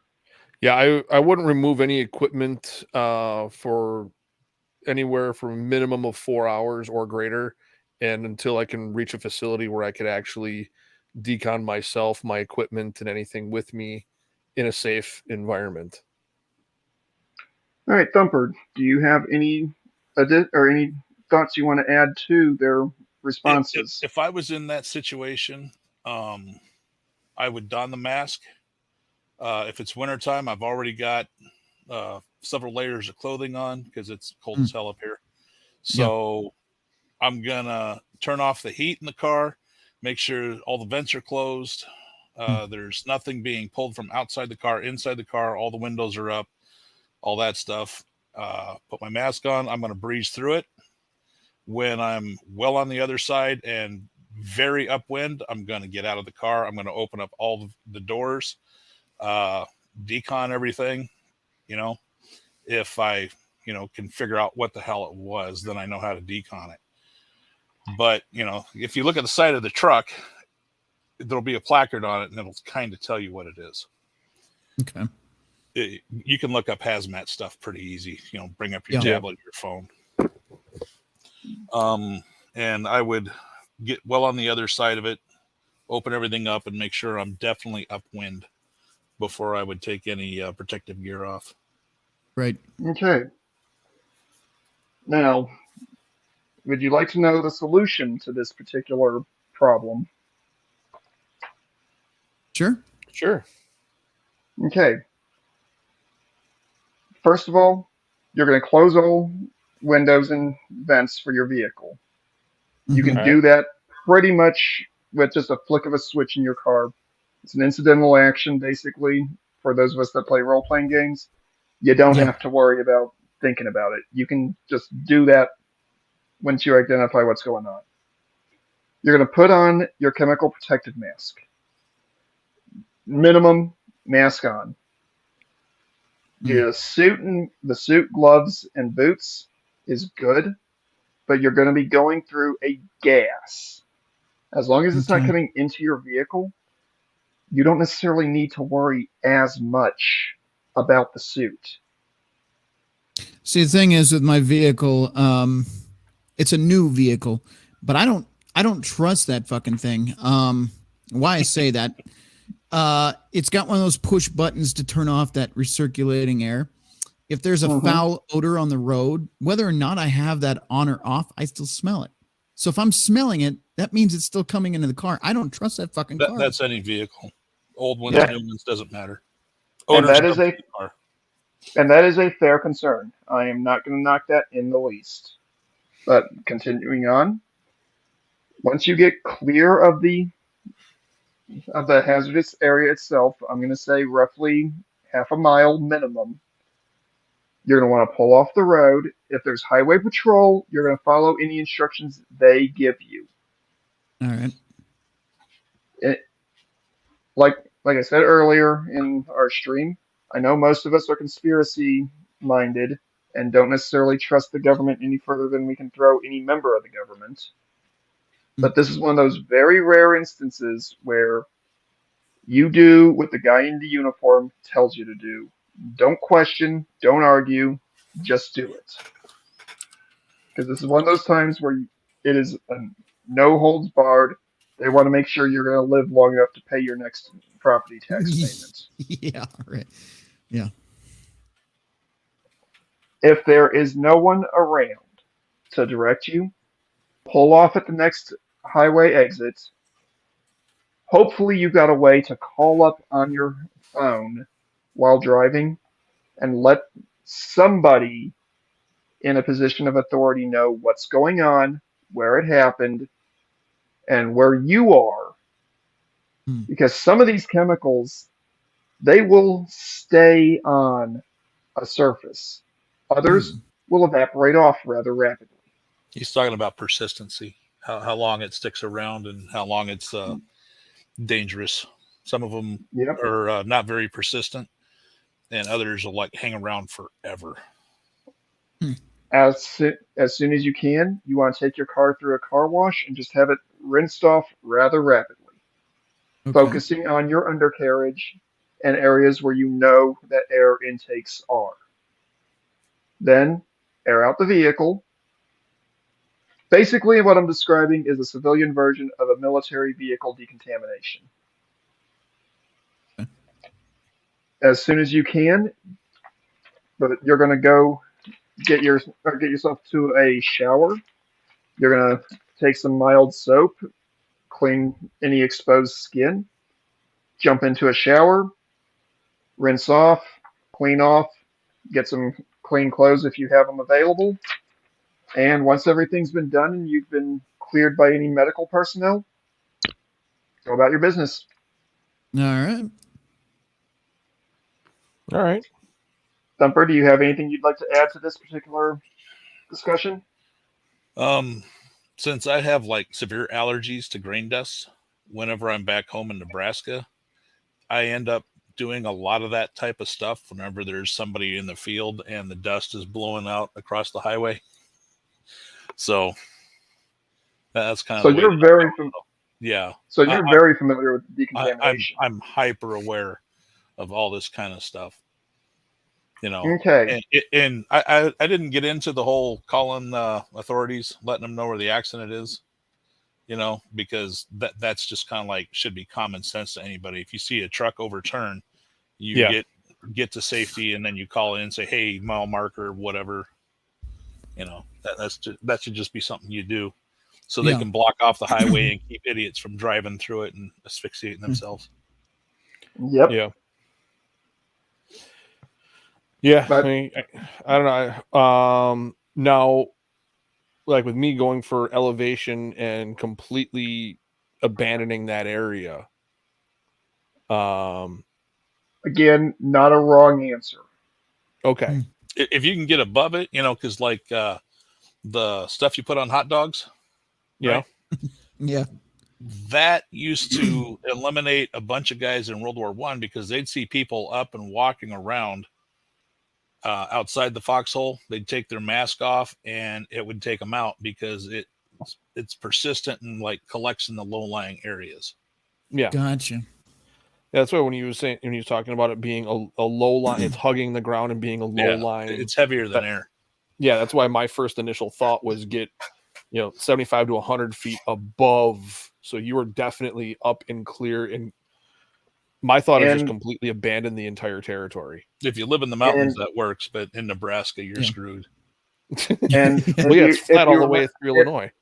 Yeah. If you gentlemen remember what I said, there is no actual right/wrong answer to this. It's how you would respond to it. Yeah. And if we were doing this in the military, there is a doctrine right answer. This isn't military. Right. As a Right. civilian, I'm pretty sure most states you're not required to do anything more than report an incident. You're not required to assist at all, if I'm correct on that. Some states, if you are if you're a state licensed medical professional, some states You're required. you're required to render aid to your level of training. Yeah, but for just the average layman, most states they want you to get out of the way. Yeah. Yeah, the last thing they want you to do is going up to a Tesla that's starting to get a little bit of thermobaric and start trying to pull people out of it. Yeah, No. Or power lines. yeah, Yeah. I'm not touching any of that. Yeah. Not with a 100-foot pole. No. Okay. My second ex is a fire chief of our VFD. Yeah. So basically I went through all the training with her as far as and I knew hazmat from my job in the military. So, Right. Reactives, corrosives, yada, yada, yada. Right. So I was giving her information from my job and then fitting it into the civilian terminology because it's completely different than the military. Oh yeah. So, And I'm still doing a lot of dancing around to give you guys something that's actually going to be beneficial. yeah, but there's so many things that you can run into. Mhm. Oh yeah. And a gas mask will help you with some of them, but not all of them. yeah, you need supplied air, an SCBA, something that gives you oxygen, self-contained breathing apparatus is an SCBA. It's what the firefighters carry. Yep. Scuba is Closed underwater breathing. contained breathing apparatus. Yep. Yeah.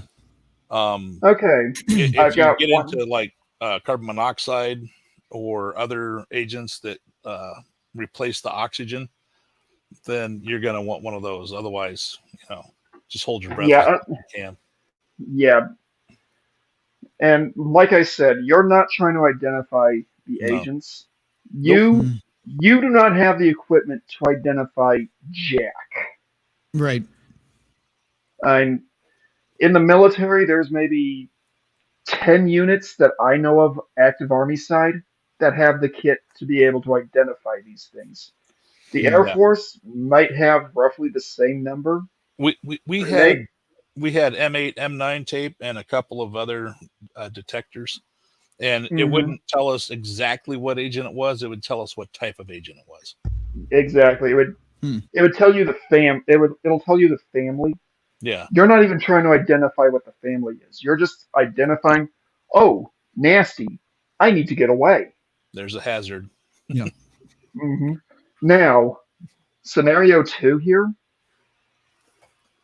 very different answer, very different mindset. Historical precedent for this one. Japanese subway attack.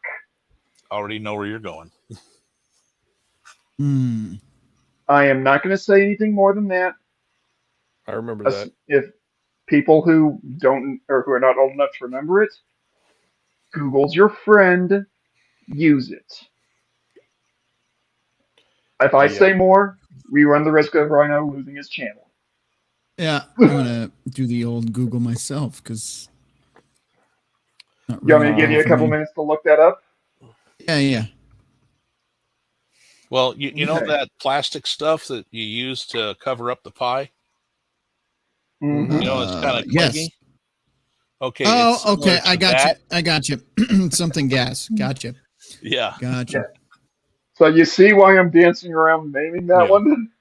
Yes. Oh, I'm surprised you even picked that as a topic. Oh, that is not. I'm just using that to get you in the mindset of where this scenario is going. Are you Yeah, going in nowhere closed good. space? Say that again. Are you going in closed space? Sorta, kinda, not really. Think about the way those idiots would be are defined under modern terminology. Yeah. Okay, 'cause let me a ask you subway this, would be nightmare. since I'm not an expert in all of this, just briefly, without naming it, what does this particular agent do? Like, you're Let in the area. let What does it do to you? let's just say if this agent gets into your lungs, your Yeah. mucous membranes and this stuff will have a happy little dance, and you're not invited. Yeah. Oh, You're going to boy. get to see them briefly. So very That's briefly, awful. Yeah.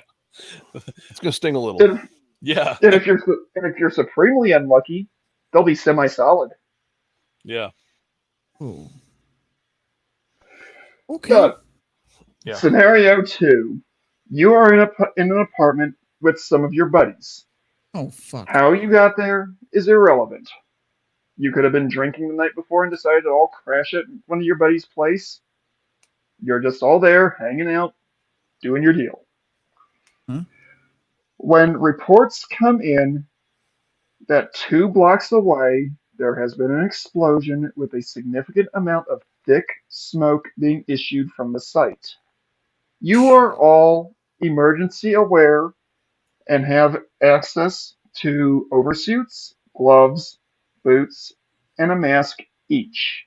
The Uh-huh. host also happens to have thick plastic bags and sheeting and 2-inch wide duct or chem tape. Uh-huh. How do you respond to this?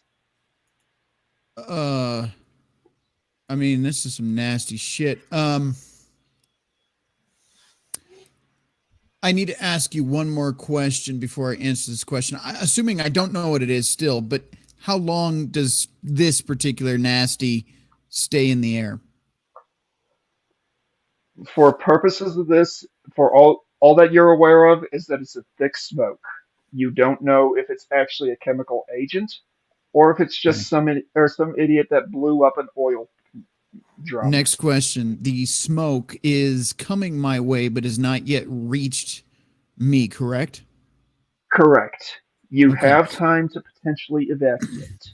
So you're Okay. downwind. Oh, you have time to evacuate. Potentially evacuate. Okay. Let me answer this question the best way I can. Assuming this does not knock out power grids or cell towers, correct? There's Correct. no chance of that. Okay. This is a super localized event. Cool. Could be an ist attack. Could be a Could. truck that had an issue. Okay. You don't I'm just know. gonna give. You only know what's been reported on the news. I'm going to give my best answer based on what you've given me so far. Hopefully, me and these friends do not die. First thing would be to tape up any of the doors and windows with the plastic and the chem tape that we had. Then put the suits on, and then and this could take some time, but turn on the radio and wait to hear what they say on there. But until then, keep the gear on, keep all the windows and doors sealed. That's my answer right now. That's all I've got. So, 2-second answer for you, Rhino, is shelter in place. Correct. Okay. Crusader, what's your answer? I'm actually kind of torn. Part of me says seal secure and hunker down because that's going to reduce the number of risks of other people trying to flee and causing other accidents. And if it's moving with the airflow outside, more than likely, if you seal in place and secure and shelter in place, like you said, and be ready, not knowing what's going to come in, I'd say that'd probably be the safest bet, and just listen to what's going on around me, just to minimize the chances of risks of other people fleeing at the same time. Okay. Thumper, before I ask you for your answer, Rhino, do you know if Soldier Girl's still in the chat? I haven't seen her in a minute. Okay. Damn, She I was said hoping had to she make was. a phone call. Okay. Well, if she was still there, I'd ask if she wanted to drop or drop her solution in there because I know she's got military experience as well. Yeah. So, Thumper, what is your solution to this question? Thick She's been on black about smoke 20 coming minutes. my way, and it was an explosion. Mm-hmm. I'm DD Mal. I'm get the hell out of there. Mm. Okay. Would you take any protective actions before you exited? Yeah, if I had access to a mask or something, I would grab that, but I would move crossways from the wind direction because, Okay. if you are in a microwave event, you want to increase distance, and you don't want to increase distance downwind. Mm. Mm. Okay. You want to go a different direction, not towards it, but away from it in a direction that the Right. wind is not going. Yeah. Okay. Now, again, Otherwise, I would launch my drone, go out and take a look, and see if I could make some money off of the videos of the disaster. oh, hey, we're all Americans and we all do follow capitalism, correct? Live stream it. It'd be awesome. Okay. Well, the solution I came up with for this one is actually a two-parter. You've got two real options that I see in a scenario of this type. Scenario one, what Thumper said, don your mask, get out of Dodge. If you can do so safely without risking other people, there's nothing saying that you have to shelter in place in the place if you can get out safely. Yeah. Now, the Rhino and Crusader, your answers were equally valid. Turn off the AC, seal the area. Only nitpick I would have is some of your order of operation. I would go ahead and don the suit and masks, or at the very least, the mask and gloves, Right. just to limit the exposure to the nasty stuff if it could get to your area before you got the seal completely in place. Fair enough. All right. But in theory, if you're in basically the kind of living environment I'm in, a second floor apartment, depending on what type of agent it is, it might be light enough that it never reaches your location. Hmm. Yeah, I mean, there's a lot of variables on that. If it's alpha or beta, and I know Mando knows what I'm talking about. Oh yes. You definitely want to get the hell out of there. Yeah, no. If it's a multi-story mushroom, you don't want to be anywhere near it. Even if it's not a mushroom, even if it's just like spreading alpha and beta around. Yeah, we're not touching anything to do with that tonight. You're gonna have a real difficult time being able to tell that's what it is without a little counter that goes click click click click click click click click click. I'm kind of Yeah. I mean, I think everybody that's listening can get a grasp. Yeah. I hope for any of you that can't. Easy to figure out. So, Rhino, have we? Popcorn's done. Have we answered the questions that you had on this topic for tonight? I think so. Actually, I think you went above and beyond what I was even thinking you would cover. So, yeah. Okay. Do you have anything on this that you'd like to pick my brain on? Bearing in mind that if it is something that is not suitable for civilian dissemination, I will not answer it. I guess. But if I can give you a lighter answer than he can, because he's got, it was his primary job. Yeah. Mine was more, so I have a bit of an idea of what I can actually say. I don't have any and you also got not classified.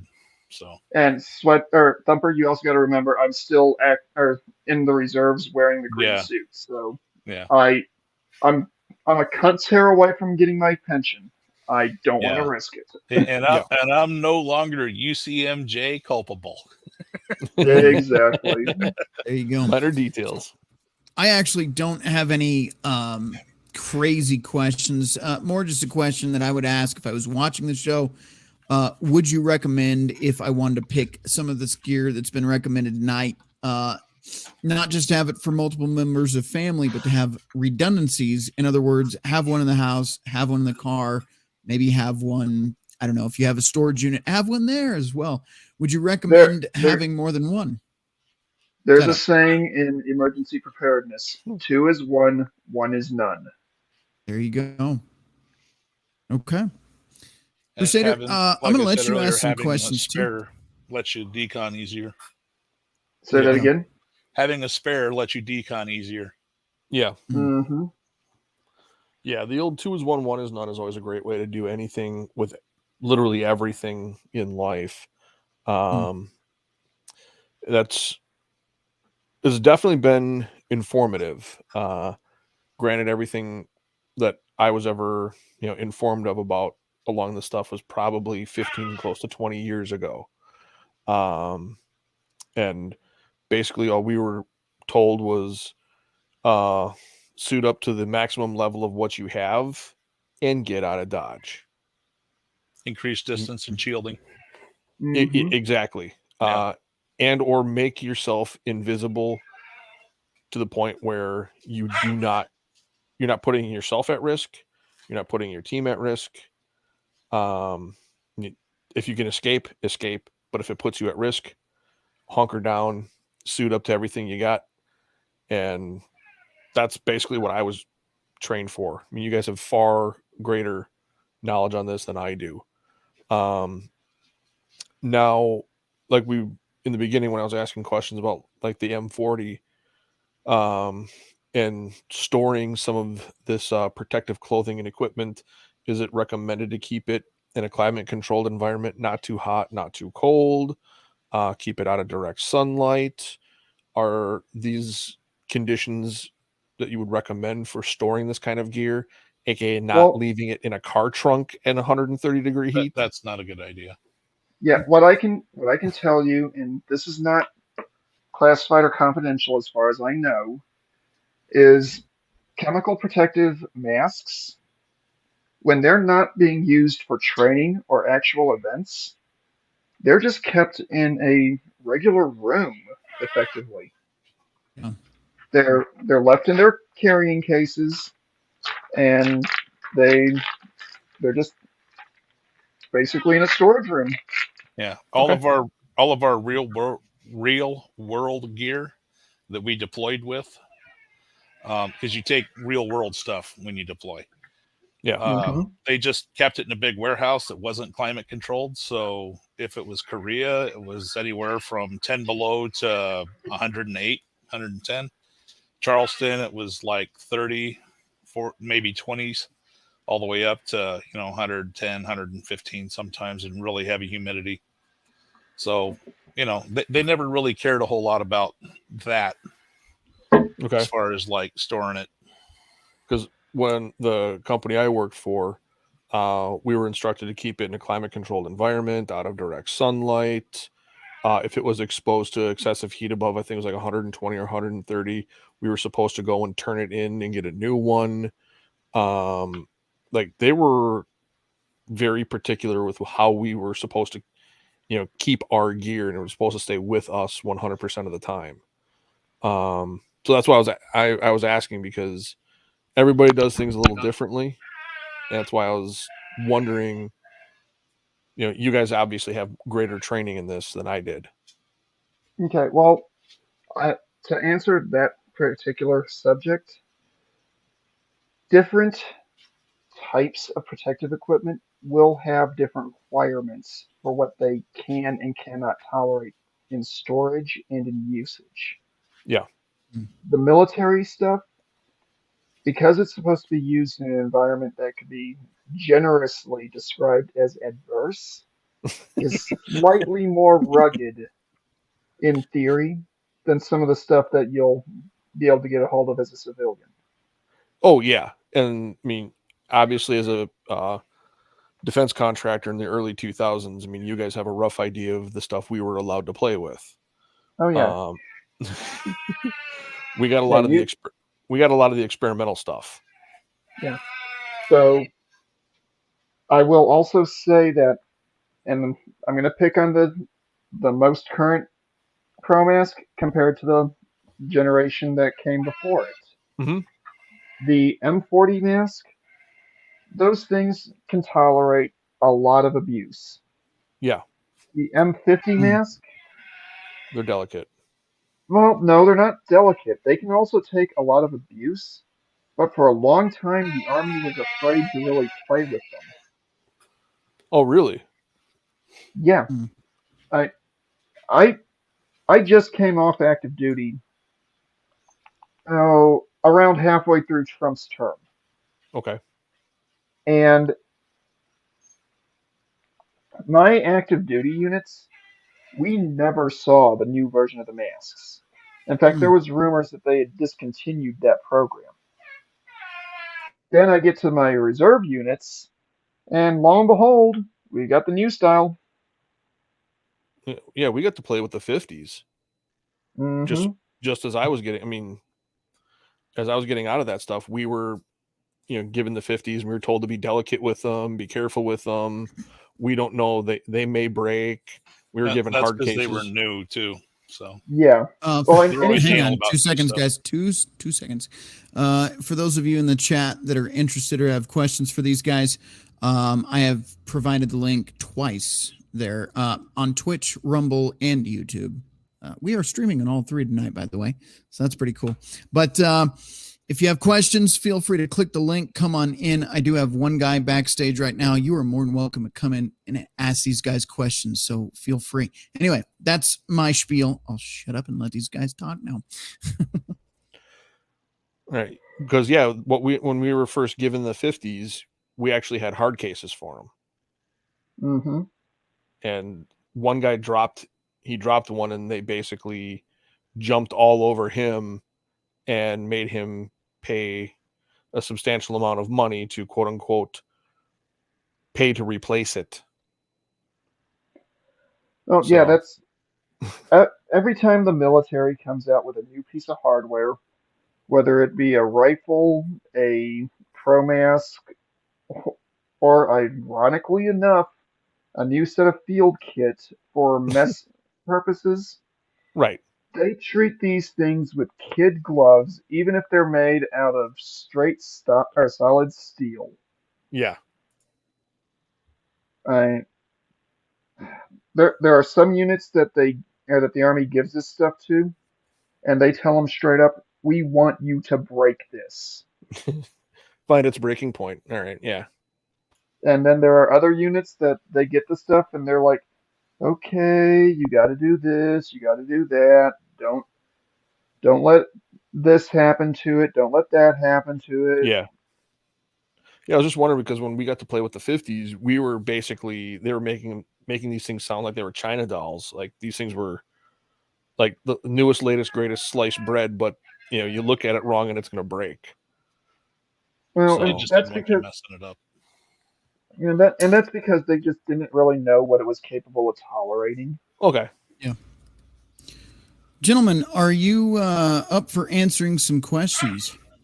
Absolutely. All right, I'm going to bring Yeah, I both don't these know. guys. Yeah, well, it's too late now. I'm I'll going to mute bring my both mic these also in the guys in. background. Okay. What? I'm going to bring these guys in and just go in order that I've asked you guys. Wait, we had two. One just left. All right. My only experience with hazmat was when I was at Show a Glove in Fayette, Alabama. Okay. Well, he left before he asked the question, but we do have a familiar guest to ask questions. So the Curious Jackal, what are your questions, sir? For the mask there, you're recommending going for the full visor type, not the split eyeglass for the better visibility. Correct. There there are some they claim to be M40 variants of these gas masks. However, the canisters are still lined on, it looks like you could line both sides of it. They're angled, not straight onto the face, but they're on the sides. That's So for you're left-handed and right-handed people. Yeah, I was about to say, you're just wanting to know what the variation is on that, correct, Jackal? Yes, it just claims to be an M40 gas mask. Okay. I The will the provide a link real quick just so you can actually see what I'm talking about. I'm going to throw that into the private chat real quick. Wow, that is a long link. yeah, that's an Evil Bay link. Evil Bay. Like it. Let me see But if I there's can another open this in one. the. You mentioned the Belgian types. Yes, I think those were Belgian. I'm not 100% certain. Okay. Are you familiar with the BEM4 types?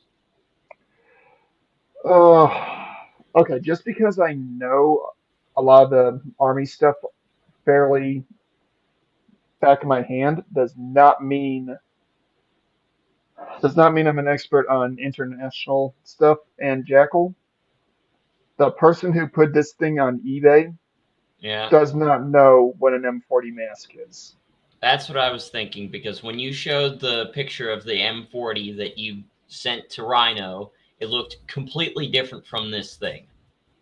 Completely Yeah, different. okay, I'm flipping through the pictures. The carrier is very similar to an M40.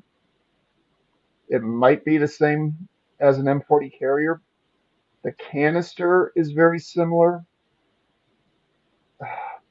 Oh my goodness. Um, Thumper, have you I taken know what that is. That's an Air Force mask. Okay, so you've seen that I've before? worn those. Yeah. Is that an M40 variant or Um, is that not? Because I'm leaning towards not. I don't remember what we called it. We just colloquially called it the Huff and Puff, and the drinking tube gives it away. Yeah, and That's a pilfered or um, repurposed. found, yeah, Air Force mask. So this And would be honest, no good then. Oh no, that'd be great. This would work. Yeah, that thing. oh, They do pretty good. It might be hard to find a filter for it. So they do see, not take the standard NATO 40mm masks. They probably did do. I'm just not sure. I've been out since '05. the thing is, Jackal, Oh, a lot of times when they say something is standard, they don't always state what standard they're going to. yeah. And the the type of filters that the M40 series carries, they have an unfortunate they have an unfortunate bonus to them. Hmm. They're mildly carcinogenic. That's Oh, fun. well, then there would be no point in using that then. Well, everything in California is. Yeah, Well, everything. Well, of course. Yeah. I mean, even the communism Especially over there is Taco Bell. carcinogenic. Oh my gosh. Don't even get me started. No, But let's not. yeah, we've heard plenty of that even on Billy's stream. Mhm. Anyways, staying on topic. I'll stick to Another goat question. dogs. Yes, that husky sounds very upset or just really wants attention badly. Or just wants to go outside so it can take shit. She already took a dump. Well, then it just That's what sounds... she was trying to tell me earlier. She was like, "Hey, I'm going to leave you some some pellets, some." some Oh, it's a presents. she. That there's your first problem. It's a she. That's why. They're Yeah. always a little bit more whinier than the males. Yeah, both my Mine- huskies are females. Oh boy. The other one's Yeah. real quiet. Okay, And all so she does is yip. Yeah.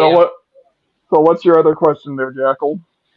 I have looked at a particular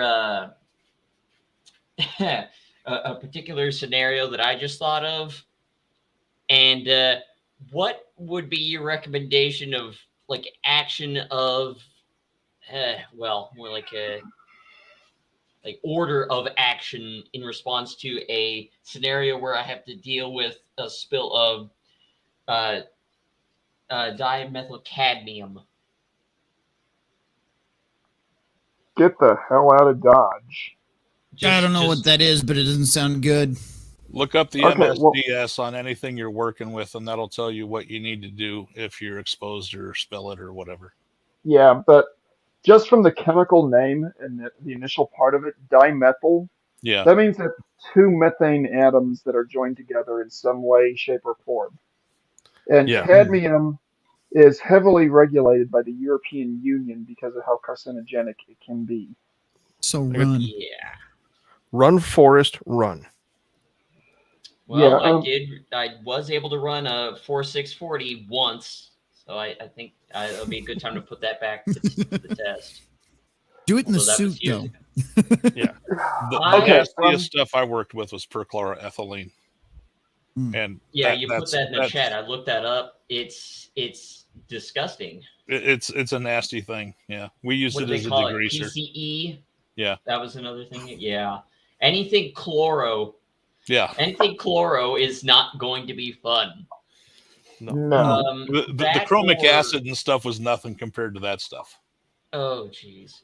Another bad one, chlorine trifluoride. That was one that I witnessed. That sucked. That was bad. That was really bad. I could tell you a couple training accident stories that would get us banned.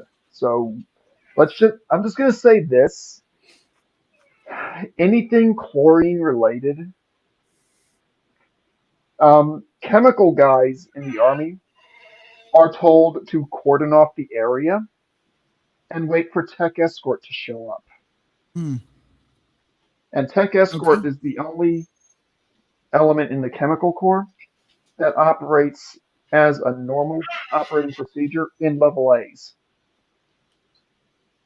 So they deal with the worst. They're basically the guys you call when shit hits the fan to the nth degree.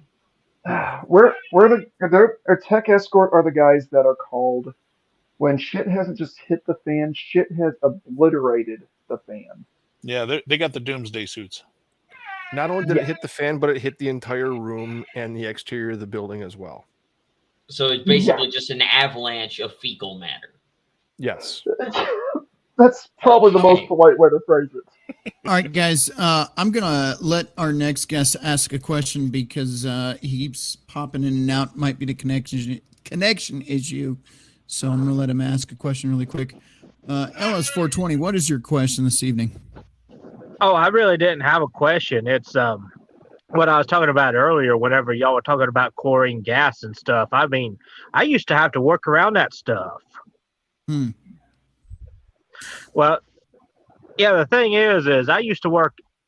I'm not trying to dox myself or anything, but I spent about 10 years working at a factory that made non-latex rubber gloves. And some of the gloves that we made had to be dipped in a solution of water mixed with chlorine in order to strip the gloves off of the ceramic forms. And how they would do that is they would like take these big giant bottles full of chlorine, hook it into the wall, and pipe that chlorine into a water tank and infuse that chlorine into the water.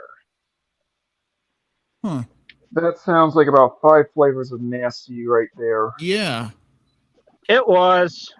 And I tell you, you know what a swimming pool smells like? Yep.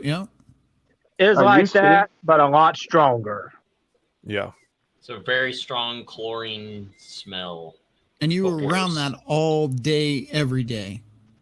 Whenever they ran the chlorine gloves, yes. And they ran them things maybe about 2 or 3, maybe 3 weeks at most, every other month. And I'm going to take a shot in the dark and say they would have to shut them down to thoroughly clean them and decontaminate them between usage. Well, you'd think they would. Oh, God. Judging by the factory I worked in, nope. Just add more until it's like the right percentage. Pretty much. Well, y'all heard of OSHA? Yeah. We heard of it, yeah. Maybe your company didn't. They went by oh shit. Oh, Well, that's neglecting safety. Great. I got a Well, bunch of they- stories about OSHA. I'm Well, guessing when you work there. from what I've heard, they've gotten more serious about safety and stuff after I left. Yeah. Well, yeah, because they probably learned about Murphy's Law. Mhm. Yeah. Murphy probably paid a visit, and a couple of people got the iron dick up the ass. Oh yeah. Yeah. Uh, Actually, that did happen once when I was working up there. Hey, Yeah. Rhino, do you Yeah. want to hear a war story and kind of risk your channel just a little bit? Yes. Okay, let's do it. Challenge accepted. 1990-91, first Gulf War, right? Mhm. Okay, I work cargo, so I deal with cargo planes. There was a chemical dump that we kind of incinerated, and a bunch of guys got exposed to it, Oh shit. and some of their gear came back on 141s and whatnot. So I'm out working every plane that comes in and that sort of thing. So I'm out doing my job. So I found an interesting thing happened to me right around 1994. And it's happened like twice since then. My hands and my feet felt like they were on fire. Oh shit. Right? It just hardcore felt like fire. And I had to put them in scalding hot water to make it quit. It was the weirdest thing. Huh. Right. So then I'm looking through all the Gulf War syndrome guys and all their stuff. And that's one of the things. Oh So shit. I got just a little bit of that. And it can mess you up years later. So the chemical stuff, it's nothing to play around with. no. Yeah. No joke. And you're not even sure if there are any other long-term complications at this time, Yeah. are you?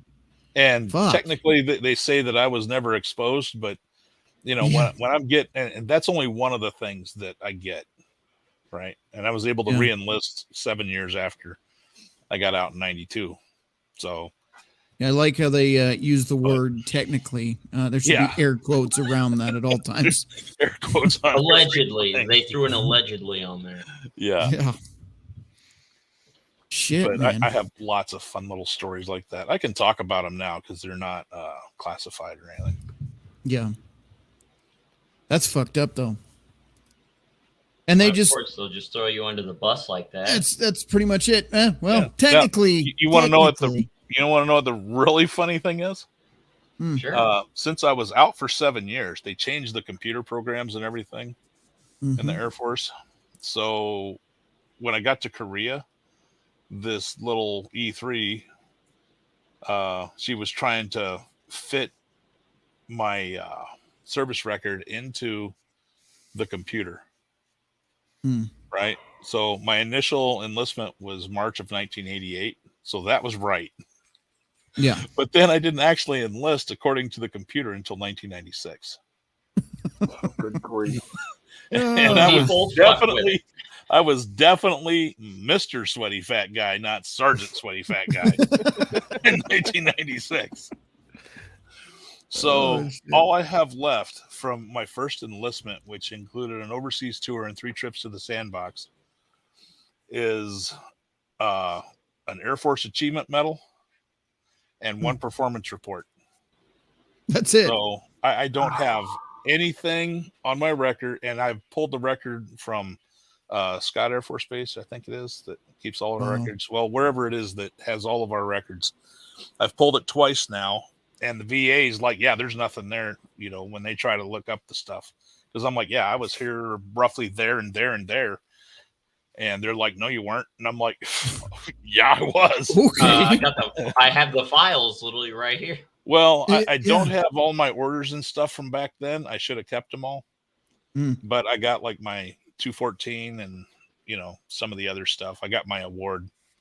You know, it's all in folders and whatnot because they say keep all your stuff, and it's like, well, I kept most of it, but it doesn't matter because you know they won't give me, you know, any more percentage. I'm already 100%. Yeah. So it's not like I got to fight them over it. Well, At least that's the good thing. Yeah. Yeah. Yeah, I got Although a they couple of won't let me buddies- work or earn more money on the side, so I can never monetize my channel. I got a couple of buddies Yeah. that were they were fortunate enough to have made a few errors in judgment. One friend of mine, he made E5 3 separate times. Did you know 3 George separate Carlin was in the times. Air Force? No shit. Yeah, he was in the That Air doesn't Force surprise and me. he never got over E3. I did not know that. Highest That rank actually E3 doesn't was surprise me A1C. either. Yeah, I had a What's buddy, that, he made Mick? it. Yeah, man, go ahead, Mando. Um, What was that? Neither of those things really surprise me, given what I remember of George Carlin. He seems salty enough to have been military and cranky enough to have never gotten beyond a certain point. He Yeah. didn't finish his enlistment. I could They see that. put him out on failure to adapt. Well, shocking. Right? Shocker, want to smell it? Y'all know what that reminds me of? Hmm. Y'all What's ever seen the Beverly Hillbillies movie? No. Oh, Yes, once upon a time, yes. yeah, a You long remember time when ago. Jethro said, well, y'all remember that scene where Jethro said, oh, yeah, I went to 5th grade, went there 5 times. Yeah. Yeah. That's what that reminds me my of. gosh. Oh, fuck. Jeez. You know who else Man. was in the Air Force about the same time I was the first time and stationed in Europe? No hope. A famous guy. I know the From- Wright brothers isn't the right Either. answer. Well, no. The Wright brothers. Yeah, considering they invented the airplane. Well, they invented power flight. But Right. he was either Wisconsin or Illinois. I can't remember which. But Jeffrey Dahmer was Air Force. Oh, yeah, that's right, he Holy was. shit. Wait. What? And, How and he Wow. left Germany about the time I got there. I think I Nate, remember I something thought you about said that. something but- about not being able to pass a psych eval. Well, depending on what he did, I don't remember exactly his entire background. But depending on what you're doing, I mean, you could be a supply clerk and not have to pass a psych eval. No, you're right, because they did, even in that new documentary they covered that, because basically he was fucking up, and they sent him off into the military. Yeah, yep. No shit, I completely just fucking erased that from my brain that he was in the military. Jesus fuck. You want to hear something that's kind of a stain on the chemical core? Sure. I mean, it doesn't get worse than Dahmer, does it? No, You can. not well. I guess it depends on your point of view. Yeah. Timothy McVeigh was U.S. Army Chemical Corps. Yeah. That That makes sense. really doesn't surprise me. Yeah. Seems like he picked up a few tips and tricks along the way. Learned a A few little things. bit of remembered a racing Yeah. fuel, trip to Earl May, Yeah. Yeah. hobby Sounds shop. like- Anything further I have to say on that topic, it'll be in a private setting Yeah, because yeah. Yes. Yeah. I would get in trouble. Right. I'll get in trouble for that too. That's other training I had. Well, I do have yeah. another question I want to ask, but it's in regard to the Air Force and Navy. Okay.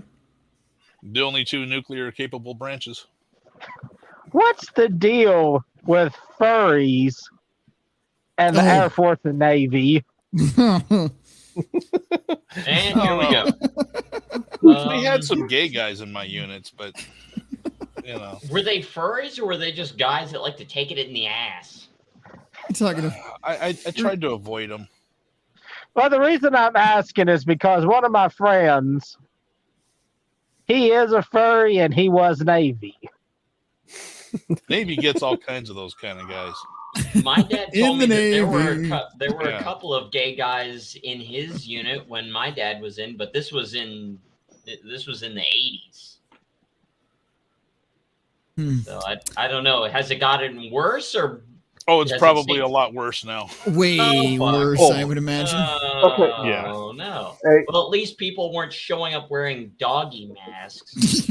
Yeah. They probably Okay. would have gotten their asses beat.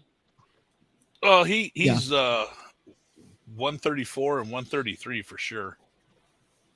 Okay, Articles. for those of us, the civilians, what does that mean? That the Article 134 of the Uniform Code of Military Justice is the general article. Mm. That's what they hit you with when they've got you on something else, so they can just throw more shit on the fire. So 133 is conduct unbecoming an officer. So you think I've they're heard of actually these going to now. apply it in this new woke bullshit that we're going Who through? You think knows? they'll actually? I hope. But Hopefully. the big thing is do not show your branch of service in poor light. And that's exactly what he did. Well, So that- both of them. There were two of them Yeah, wearing that they were fucking in dog face uniform. bullshit. One Yeah. even had their beret on. One that should have Mhm. gotten slapped off their fucking head. Some Yeah. bullshit. I mean, I'm not military, but I can tell you right now that if somebody who is military goes and does that, where they display, actions that are unbecoming of an officer, if they are, which one guy, by how many bars there were on the fucking left salad. side of his, the salad bars going across Yeah. the left side of his chest. Officers I get a would- big rack just from like existing because they all like give each other the reach around and give each other a bunch of awards and stuff. I was Yeah. never military, obviously, but I will tell you this: it doesn't take a genius to see stupidity with what those fuckers did. Both my grandfathers are in the military, and one of them still alive. Fortunately, hopefully, he's too busy hitting on the ladies, the older ladies, to care. But my other grandfather would have lost his shit if he had seen that, and I can guarantee you that. I Mike- know the Russians. Both my and- father and grandfather would be losing their shit doing this. I'm sure my Yeah. dad, if he were to see this, he'd be flipping his shit right now. Mm. Because he was raised the old-fashioned way. You pull some stupid stunts like that, that's how you find yourself picking yourself up off the ground, wondering what the hell just happened, and with a very sore knot on the side of your head. Yeah. I Yeah, had that's how a, I was raised. I had a friend in the for- Navy, and he said they had a solution for those kind of guys. It was a large valve from the propulsion part of the ship. Mhm. They're rather heavy. Ah, yes. I think I know what you're talking about. Yeah. Yeah, Accidents and- happen all the time, is what I heard. Yeah, they fall off the Yes. fan tail, and that valve Yeah. is just kind of It's Yeah. sticking out there. They really need to put a danger ahead or watch your head sign or low clearance sign. Well, the fan Something tail's like the that. stern of the ship. It's like right on the end there. So LS420 was trying to say something a second ago. All I can say is Russia and China's looking at us and they are laughing their butts off. Oh, fuck yeah. Oh, I'm sure they were. They're Well- thinking, wow, the Americans are getting super weak and weird. well, not to get into it too far, but like Pop's mentioned it a few times. Judging by their recent performances, even with our kinder, gentler reach around and all that military at the moment, we would still clobber them both if they took us on. I hope so. Yeah. I mean, if At this point, if it gets worse, all bets are off. yeah. It's But all I right can do now- to speak English. I can barely learn a new language. But that's I'm gonna push the envelope a little bit here. That's if our leadership has the cojones to actually fight back, which Yeah. I am. Yeah, Not that's real where our confident of. downfall is. Nope. Yet you notice I've been staying silent during all of this. Yeah, With me still wearing the uniform, I can't you- say what I think on yeah. that. Yeah, Well- you cannot talk about it. Yeah. Unfortunately. Let's just put it this way. If anybody of previous generations were to look at what's going on today, and if they were told that Gen X is going to be the possible potential savior What would they be thinking? Yeah. I can tell you my grandfather, who passed back around 2006, is probably spinning like a gyroscope at the moment. Oh yeah. Spinning And like he a gyroscope in the wooden and he box. and he was a Korean conflict veteran with 20 years experience from the Air Force. Damn. You Yeah. want something that'll give you a little bit of less of a dire outlook about the Yes, millennials please. and X or millennials and Z's. Let's wind the clock back 100 years to the 1920s. Mm-hmm. There was a generation born right after W1, or they were born during W1. They didn't go, and they came of age in the 20s, and they were very similar to the millennials. Yep. The whole like entitled me. They were soft, weak, not really that interested in actually doing anything. I think I've heard of this generation. Yeah, and then just 20 years later, the kids that were born when those asshats were out doing the Great Gatsby thing, they became the greatest generation. Yeah. Because they had to adapt. So there's some hope, yeah. Yeah. So wait a minute. Are you saying that people like me are going to have to start stepping up to this? How old are you? Kids. I'm 20. You're screwed. Mm-hmm. Unless you have asthma. Wait, you're saying I'm screwed as in I'm going to get dragged into the conflict bullshit? Probably. If something big happens, you're as good as you're. They'll take somebody up to 36 years old. Mm-hmm. Yeah. Hey, I just missed it. Emergency draft. I'm just Damn old you, enough Rhino. at 53. I just fucking missed it. Oh So yeah. out of all of us, I'm screwed. Yeah, sorry. Yes. Oh, I hate to tell you. Well, you're No, not don't be young. sorry. Actually, I got about 2 more years left. You got your 6 though. Now, Oh, technically, don't worry about it. Technically, they could call me back. Not on IRR, but because certain training I have. Oh yeah. Vehicles A lot and of people stuff that don't I'm licensed to operate, that sort of stuff, and my skills, knowledge, abilities, etc.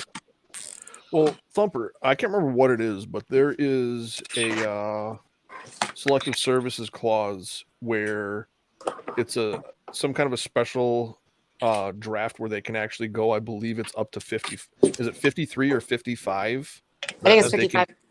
Yeah, that they can actually go up to in age and yeah, pull people. that's like nightmare scenario. Yeah, Yeah, exactly. that has to be World War III alien invasion type thing. Yeah. Well, All look right. at Germany, World War II. Towards the end, they were literally bringing up the World War I veterans. So the old Imperial German soldiers were having their rifles that they had to hold in the First World War when they were in their 20s and their teens put back in their hands. And they had 12-year-olds out there running AT guns and Yes, aircraft. they had to line up in formation alongside 12-year-olds, Shit, my just face. schoolboys, just to defend the fatherland to the very end. Which I guarantee you, those old men probably were thinking, "Well, I've been here before, and this fucking sucks, and I feel bad for this little kid standing next to me because he's never seen this shit before, and he's about to have his life ruined." Yeah, once you've been through it, it's like, The second one's like, okay. Yeah. The old guys that have went through World War I, they lived through something that could have been perceived as worse than World War II because it was stagnant. You were stuck in a muddy fucking trench. Trench warfare, yeah. You would be stuck in a pitched battle where when your officer tells you to extend the trench, you start digging and you might just hit a corpse from a soldier that saw the first day of when that battle started. Because you've been there for so damn long that the you're body dodging buried. Randomly inaccurate artillery. Yes. True. Yeah, so you're stuck there. Yeah, gas, machine guns, artillery, flamethrowers if you're on one side, or just getting shot by your officer for not getting out of the trench and charging to your death with everybody else in your company or your entire battalion. Which happened Yeah. in Vietnam, yes. Yes, which was stupid as hell because you do not fight a guerrilla force with conventional tactics. No. There's only one reason why a bunch of rice eaters wearing rice hats in sandals And pajamas. and pajamas Right. beat us with a bunch of old rusty AKs. Because they used guerrilla tactics and we were stubborn and continued to use conventional warfare against them. Well, there's Stay another out reason that for that. fucking Hey, open. Jackal. There's Jackal. another reason for that. Yes, there are many more. That was one of the big ones, though. May I say something real quick, please? Yeah. Yep. Well, Jackal, not only did they use rusty AK-47s, they also used some old surplus World War II weapons, too. Yeah. Old German guns, too. I've seen them. And MG34s and French. 42s. And French. And old French weapons. Anything that got Yeah. captured by the communists, they sent down to the Vietnamese. You think that they would send their best, fresh new AKs off the assembly line in Moscow down there to Nope. them? Hell no. The real reason that we got our butts kicked and ended up having people being airlifted from the embassy, just like a couple of years ago, was the same reason why we had people airlifted out of Afghanistan. It was a failure of leadership, not the generals, the politicians, because there was nothing stopping us from steamrolling North Korea and unifying the country that way. Right. Yep. North Korea we got knocked back because China just said, we're going to send human waves. But Yeah. Vietnam, we could have unified it and it'd be all, Yeah. like Well, Yeah. South Korea right the now. other My dad actually got hit with a landmine in a rice paddy. So Oh, fuck. yeah, but I mean he's still alive to this day, But You lose a leg, foot?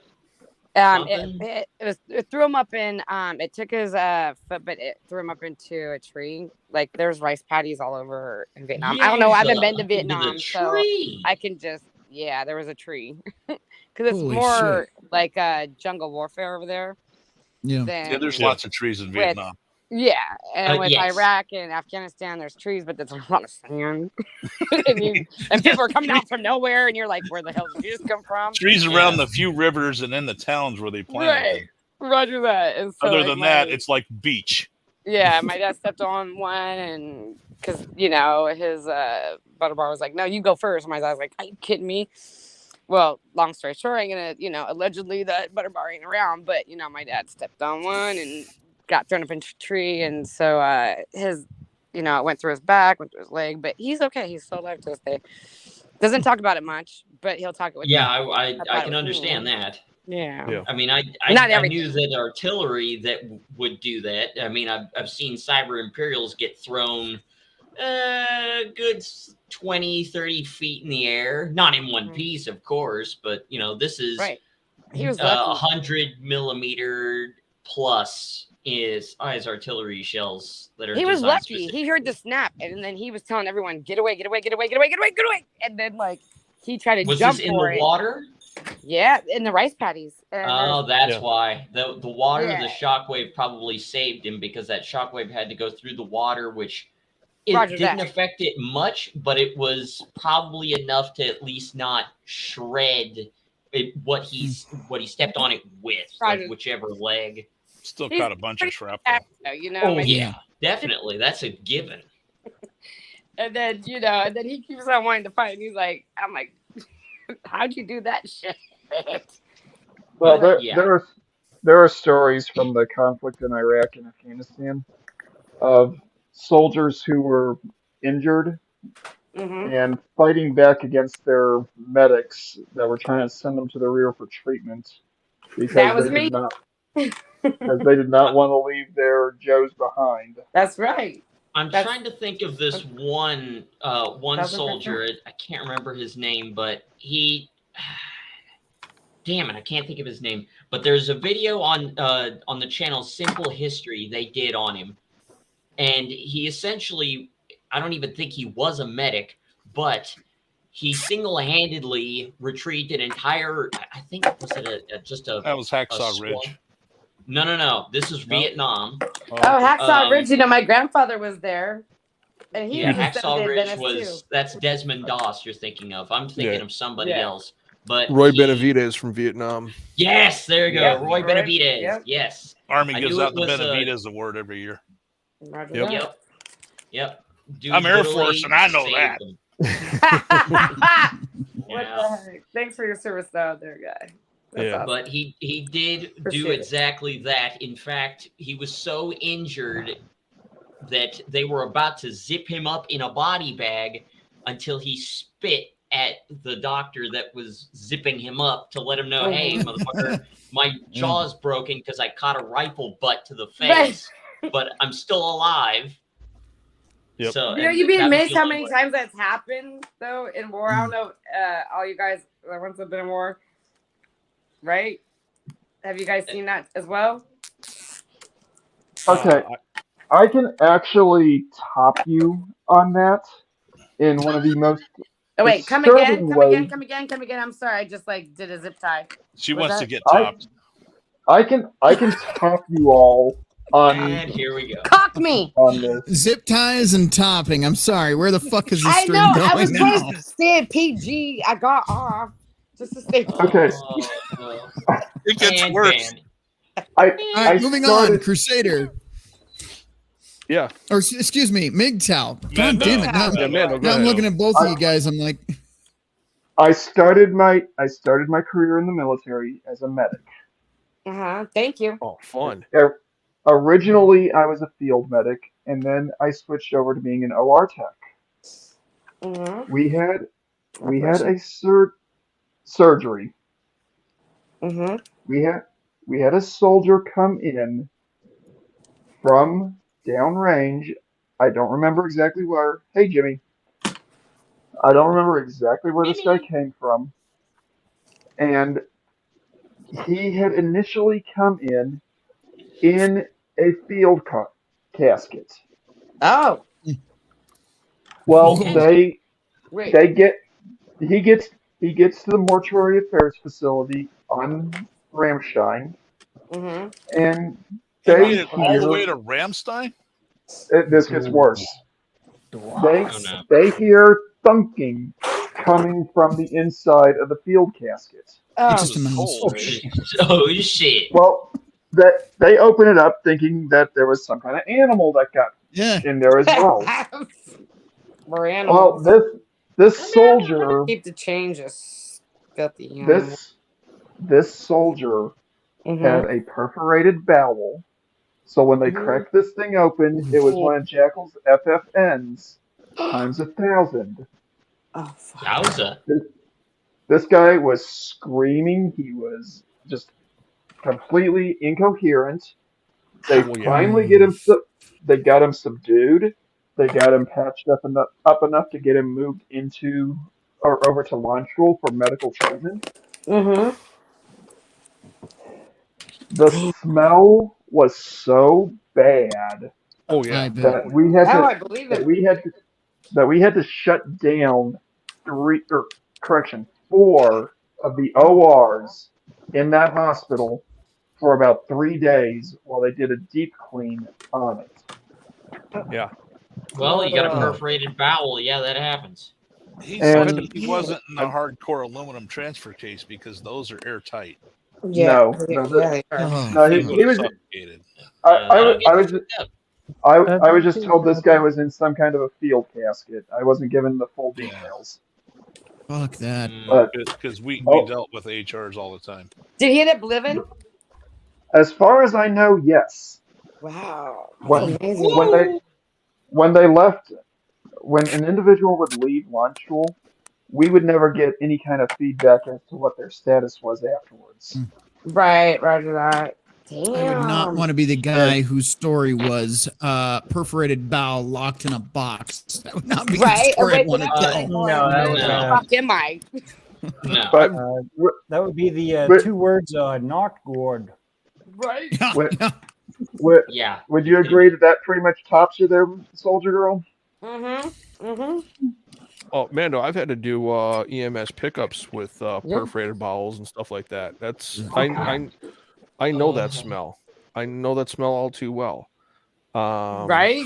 Oh, you do? How do you know the smell? Because I know the smell, but I was like, that was my face. He was a medic, I It smelled think. bad. Yeah, I was a defense contractor and a medic Oh, okay. for almost 10 years.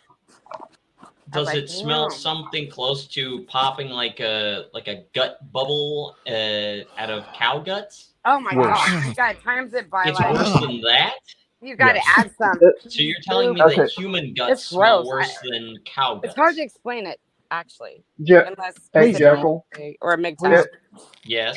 please don't it- explain it because I'm about 5 beers deep and 5 slices of Oh, pizza. yes. All, Oh, okay. all I was, Do all it. I was gonna say is that it's something that is undescribable, horrible, and will give you nightmares for a significant period of time without actually seeing Wait. anything. Yeah, without seeing anything, just smelling it. Okay. Yeah. Just Here, smelling it is hold on, nightmare fuel. hold on. Let's not waffle on too long. We're at the 3-hour mark, so I'm going to do final questions and/or statements. Also, Soldier Girl, check your email. I've given you the invite link to Gilded at least 2 or 3 weeks ago, and I we have gotten no apologize about response. that. Remember, I was on the road. Okay. No, and no I worries. wanted you to see the But- picture of my brother because Yes, he's got Pops and Blake's shirt on, right? He's got 48. badass. I don't know if Polska sent it to you, but Polska has not sent me shit. I've been having some. I didn't see him This- tonight, but I had to get off because I had a couple battles calling, so I had to get off the phone. I wasn't trying to disrespect anybody Bimmy. because hey, I appreciate you guys, and I can get rated R sometimes. Just having a good time with y'all. That's Just a all. little bit. Just a little. Yeah. I'm like, No, we're gonna have to go to About MGTOW purple. TV because it's about to turn to a fucking porno. Thank you. Okay. Let's not. Let's not. Oh! Well, I was just playing with you guys last time. Like I was delirious. I just got off the road. Well, I But- mean, if you look at the chat on MGTOW, then it pretty much Yes. is R-rated. Yeah. But you know Yeah, what? yeah, It's the it best really is. channel. Yeah. Best Well, that's Yeah. how I go. I like R-rated. Shoot, if you guys can keep All up. right. On that note, Nice out. any final questions or comments from anyone on the panel tonight? It could be about any goddamn thing, but waffling at a fucking minimum. That is how we're going to roll from now on because we've waffled ourselves to death in prior streams, and I'm kind of over it. I'd rather not have 45 fucking minutes of what the fuck are we talking about anymore. So, Well, I was gonna say I just had an Instagram friend FaceTime me, so I had to put the chat on mute, so I had to bullshit with him for a little bit. But Yes. if folks can recognize, I'm in a different situation right now, in a different room. So What? let me just say things may or may not be happening in the future. Put that back over there. Also, you have kind of the Dahmer setup. What's a refrigerator? What are the contents of that refrigerator right now? Hold on. Beer. It's just beer. Gunpowder. Actually, no. Wait, what's There's Just going want on? to verify. some, Oh, there's some meat in there. pork Pork chops. chops, It's getting chicken. weird already. It's cheap sandwich meat. meats, That's what it is. It's hamburger. cheap meat. All right. I need Fuck to the restock refrigerator. the fridge. Go back to the desk now. Please, There's please no don't fuck bodies in yeah. there. That's all I cared about. I don't No, want to see there's that. no bodies in there, but let's just Right. Nice say guess. This things may or may not be happening in the foreseeable future. it looks like the just beginning waiting of an official Jimmy's Waffle World. Right? Allegedly. Jimmy's Waffle Station. But Waffle Station, yes. but We need to send other a waffle things to may Walmart. other things may take priority. I'm not going to say because it's not set in stone, but Hold on, Jimmy. Things I'm going to may interrupt be- you for just half a second. Nope. Never mind. So, mom kicked you out of the basement? Hey, I was you just always going to have to ask play Soldier here. Girl. Soldier Girl, are you reporting live from a disco right now? Yes, are we ready for it? Disco. Okay, so no, this is disco. Okay. Look, here we go. Are you guys ready? That's what I was thinking. There's a Wait, fucking who does disco that? ball Go. back there or something. Or who does the one? Oh, I don't know who does it, but they do it good. I don't know if it's Jackal or Jimmy or who does it. Here we go. Unskens. What? What? What? No. What? I was outside. Yeah, Like, Jackal, you don't want to know. with my lights. you don't oh wanna my know. God, No, right? I Here we go. probably don't. I mean, Hey, You'll know I in was gonna 20 come years. I on don't and need mess it. with you guys with a fan and drop my hair down and been like, and you guys were like, "What's that noise?" You outside? And my hair had been like flying. And you'd be like, "What's wrong?" I'm like, "What are you talking about? There's nothing wrong." And then my hair would be like, just like Moving on. Yeah. Moving Yeah. on. I do I have a will. I will question. say this. I'm gonna do the it guy, one time. Just remember this. All Heads right. up. the guy that I was on my that Instagram live with, he Yes. may or may not be the guest / co-host of the Waffle World, as I may or may Nice. not call it. Well, you know, So we're I'll saying play that it- I'll play- Jackal is still the only one slacking to create a channel officially now. Okay. No, I'm. I don't I'm gonna want do to start. What kind I of don't channel want to would I do? start until, well, Whatever you want to do. Not that. not this. Okay. Well, that just got odd. got I dark. don't really want to start And banned. until I get an My bad. official intro song done by the Mr. Paul. There you go. That's one thing that Yes. I'm waiting for because See, I know that only he can make an intro song custom that is on a whole new level because I cannot make music for shit. Oh, and even And I do enough. not want to start making content until I can make it to a semi-pro level because I do not want to be that dude who just puts out those shitty videos anymore. So, Jackal, you See, got this. You got this. I'll be the dude that for now will just go on and say, you know what, I feel like talking Look. some shit and just No. hit the button. No. But it Nope. won't. Nope. It's not going to be. It'll be a little bit on YouTube, but it's mainly going to be on alt tech because Odyssey. let's just say if you know me, I talk a lot of shit and I don't. Here's my only recommendation, Jimmy. If you look at channels like Pop and Blake, I mean, you're going to be on camera. Everybody knows who you are, so there's no point in being a cartoon now. No. You see, and I'm not telling you what to do, but I am saying this helps, okay? Just having some kind of a setup behind you, some lighting, a ring light in front of you or something. Just something to kind of professionalize it a little bit. You do not want it to look like your backdrop right now. So get yourself something for your backdrop. I'm just saying that get a may green or screen. may not already be Or a in green the screen. works. Yeah. So If you do a green screen, you can do anything you want. You could report live from fucking Cairo if you want to. So Cairo, yeah. But yeah, it'll probably be I do cheaper have than room that for setup. it. But you know what? The thing is, I do need to clean off my casting couch, though. all right. He's got that You're not cat. looking at your Oh hoarding, my Jimmy. Enough. God. All right, moving on. Any other final thoughts this evening? I had a Jesus, question. Jimmy, get It your was life a- together. It was about dealing with equipment for trying to not suffocate. Yes. Okay. So for a type of uniform that can be used close to universal in terms of dealing with hazardous materials, whether it's chemical, biological, or nuclear, and still being capable of moving around in the midst of combat.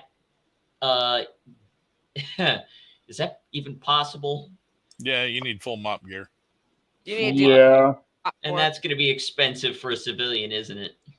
It's not going to be any good unless you get it all still in the hermetically sealed wrappers.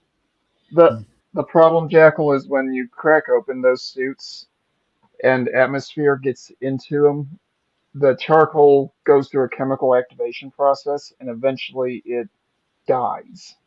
Yeah, it's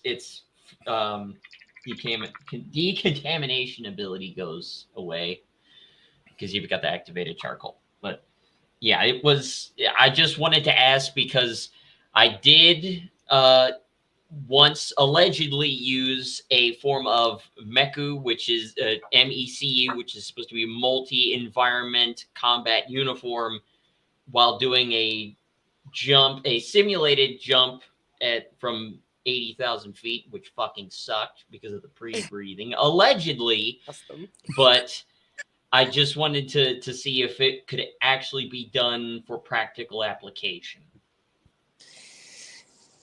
Ugh, Oh. 80,000 feet, you said? Yeah. With you're asking for sorry, my phone's about to die. Damn it. No, not for if it's capable of doing a combat jump, because I guarantee you trying to jump in like a big, like say a level A suit. Yeah, no. Oh, That's hell no. no. That's why I was like, hello. Like, but unless you're like, if you're rappelling, depends on the height, definitely. Depends on. Mod 4 is overkill for what most civilians are going to run into anyway. Correct. Yeah. Roger that. That just sucked.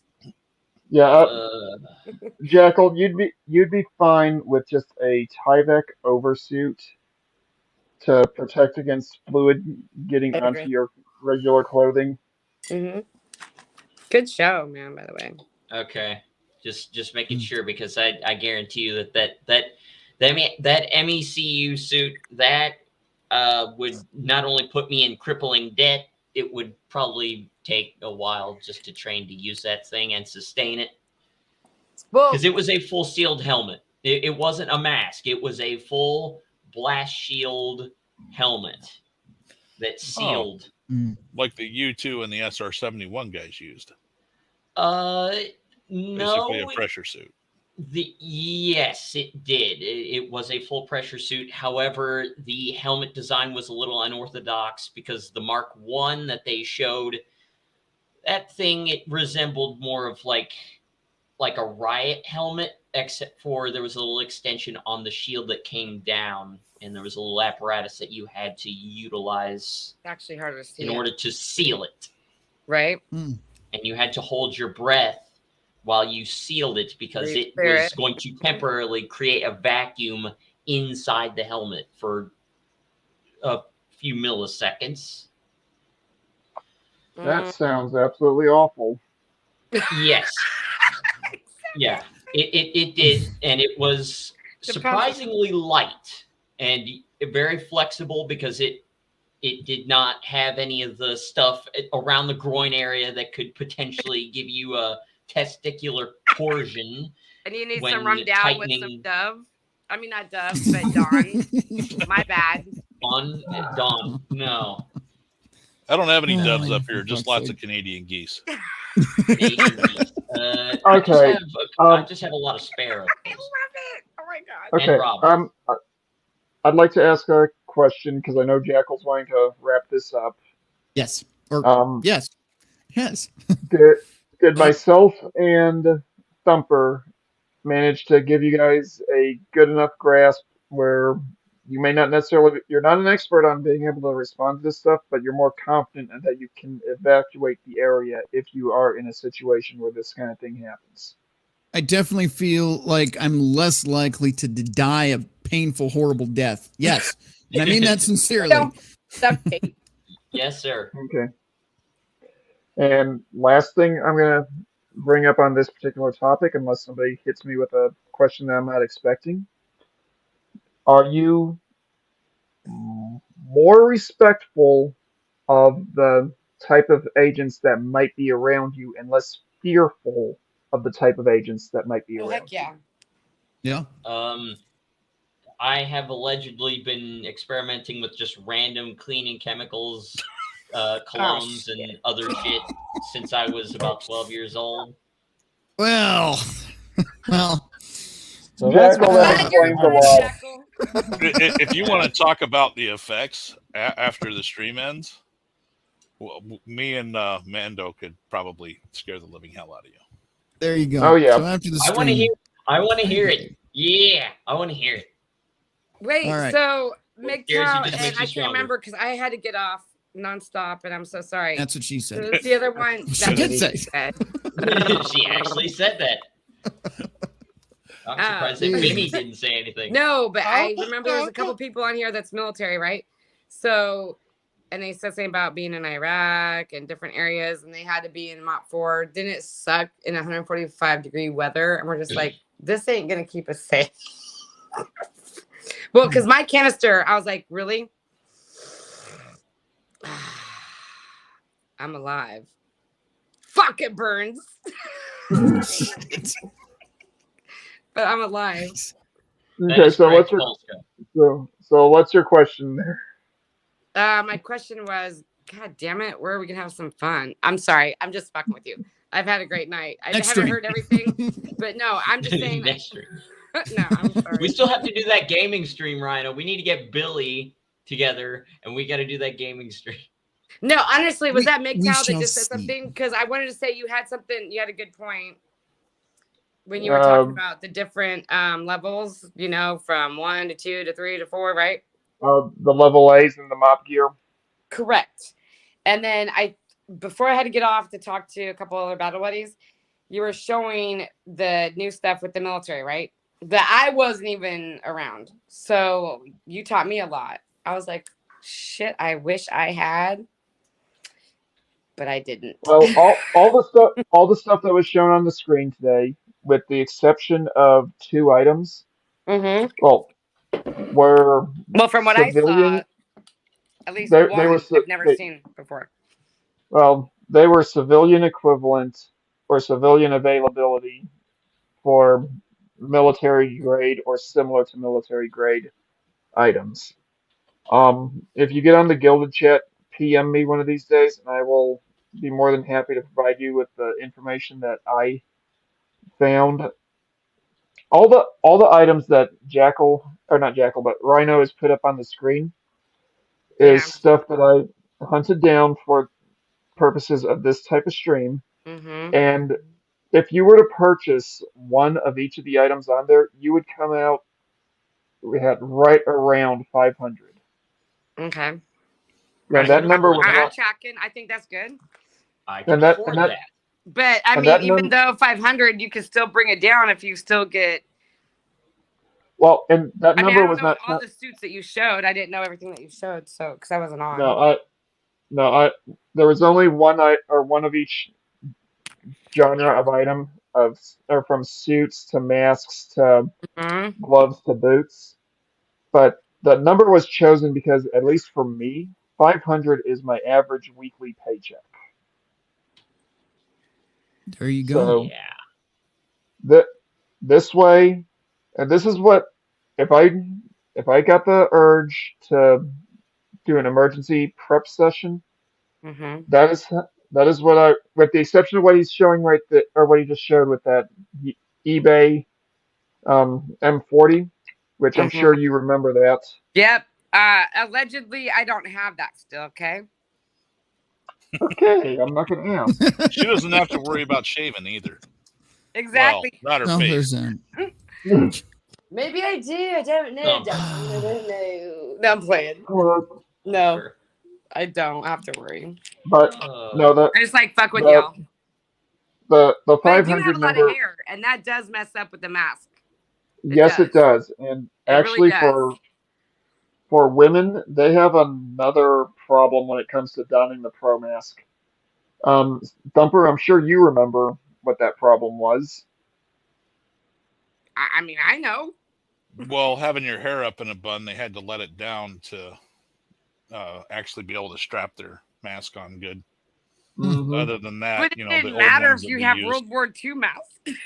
And they're like, your canister is not like equipped to fucking clear it, and you're butt ass naked because it's below 14 degrees, and you're trying to keep warm, and they're like throwing gas at you. You're like, oh shit, and you're butt naked. You're like, and everyone's like, run, get away, and I'm like, Sounds terrible. breathe it. Yes, very. Sounds All like a right, very good and on- time to me.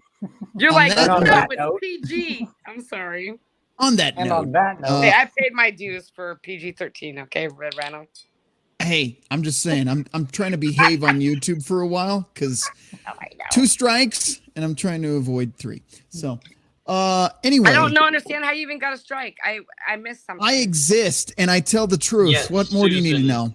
I tell the Yes. truth too. One word. They hate. Susan. I've been doing this for years, though. I'm pretty sure every Okay, well, alphabet I haven't. agency ever knows my name by heart at this point. But anyway, on that note, I think we're going to wrap it up here. Yeah, they just don't like me. They don't like what I have to say, and I've been saying it loudly for a long time on multiple platforms. So, Oh, I saw Polska. Polska sent it to Red Rhino. The Uh, picture of my yeah. brother. if Polska's still listening, I don't know where he went. But if you are still here, Polska, please Drinking. forward that to me. All right. We will wrap it up here. You guys are more than welcome to stay for the after party, which you can say or do whatever the fuck you want as soon as I've made sure we are not online anywhere. So we're going to play the video, the outro. It's going to be 2 videos. So sit patiently, use the bathroom, get some beers, whatever you want to do. Stick around till the end of that. You're going to see the screen go blank for about 10 to 20 seconds. That's to make sure we're clear. And then the after party will commence. Even if I don't stay for the whole thing, you guys are more than welcome to. But we're going to get out of here.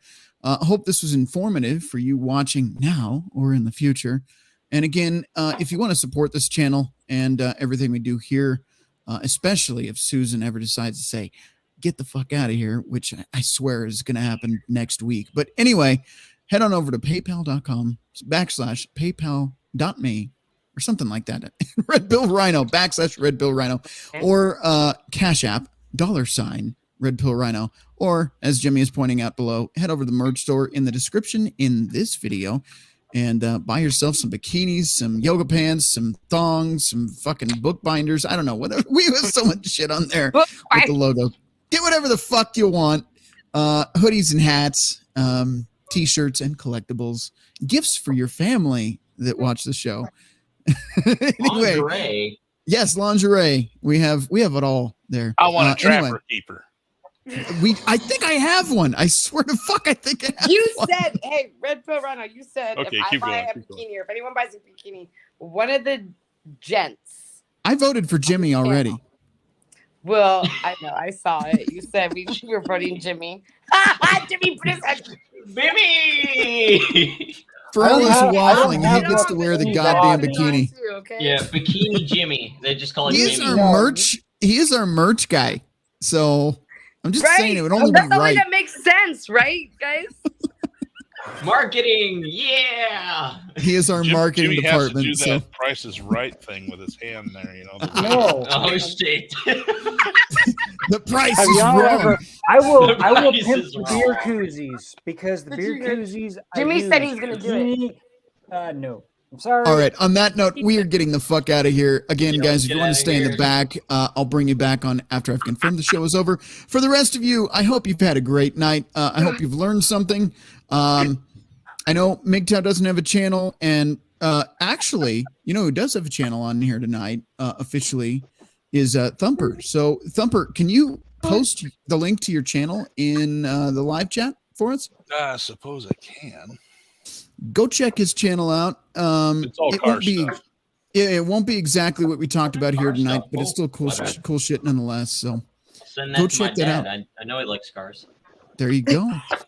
All right, LS420, thank you so much for joining us tonight. I know this was your first time, and your first time is always the hardest. So appreciate you coming on. I No had point to. intended. Yeah, no. But thank you for coming on. We appreciate you here. And thank you to Jackal and Jimmy, our local wafflers in the house here. And Crusader, thank you as always for being here. Don't want to leave you out. It's always awesome that you do the ride along on these shows because you do a badass job. So Crusader, if you had a channel, I'd promote the shit out of you, but you don't don't. have a channel, man. No. So There's only 4 Alright. people watching, and I'm one of them. So am Oh, I. I'm shit. watching too. well, we're at That's the end of me. the stream. I'm I expect 3. that. You guys ready? No, we're Not Yeah. outside. Oh, And- here we go. Uh-oh, And she's outside. we're End the out. show. End the Yep, show. we're- End the show. And the show is over. We will catch you guys maybe next Wednesday, maybe next Friday, maybe next year. I don't fucking know. We are getting close to Christmas. So when I say next year, I mean it.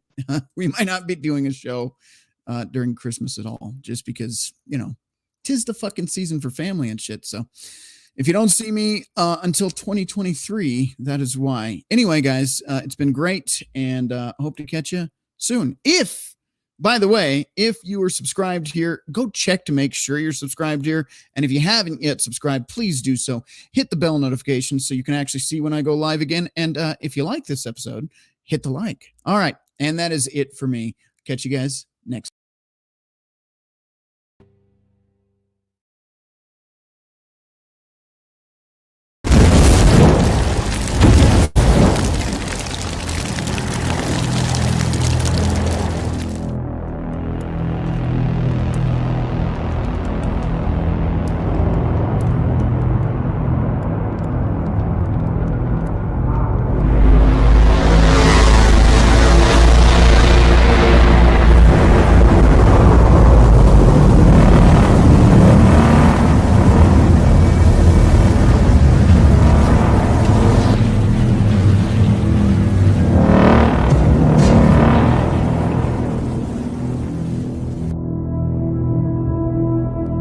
We are the arbiters of this society.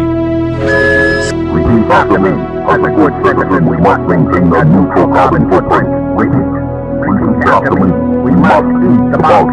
Repeat after me. We must eat the bugs. This is a world that we create and manage. The people, they need to be controlled. We will give them truths, but only our truths. They are not to seek information anywhere else. It is my job to keep order. So what you saw didn't happen.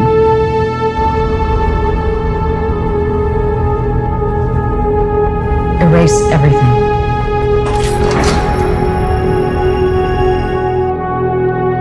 You a grunt? I used to be one, and I was good at it. I know. Things were simpler then. I have some questions. You need to understand, we're being hunted. By who?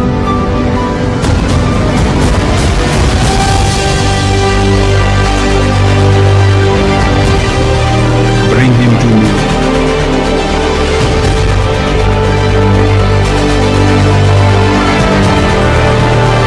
This breaks the world.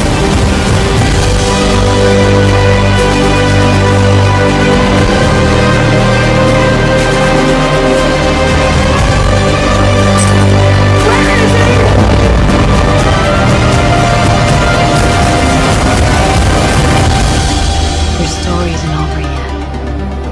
There's still a page left.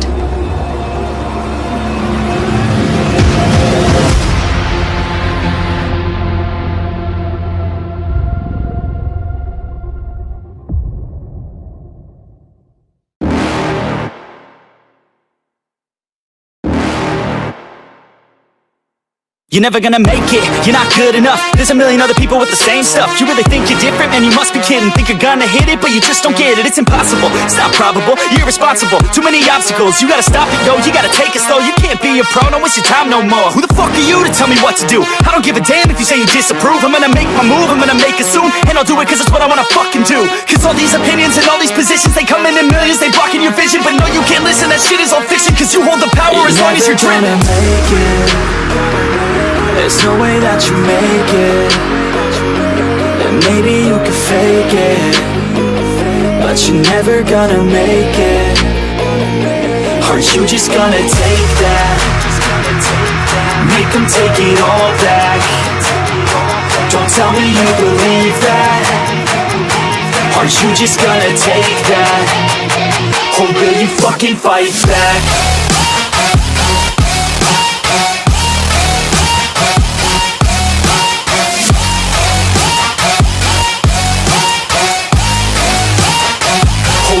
Fucking fight back.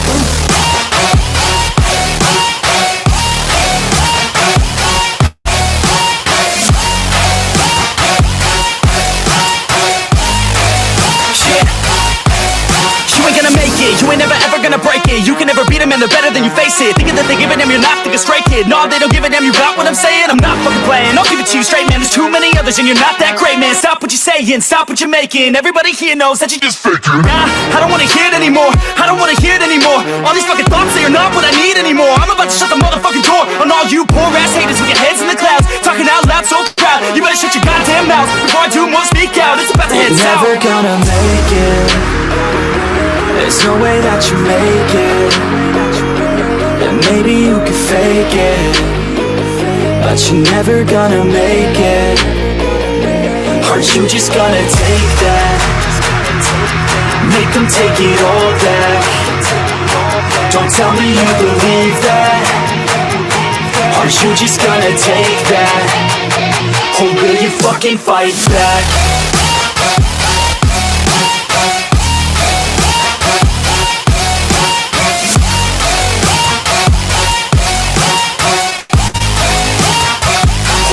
Fucking fight back.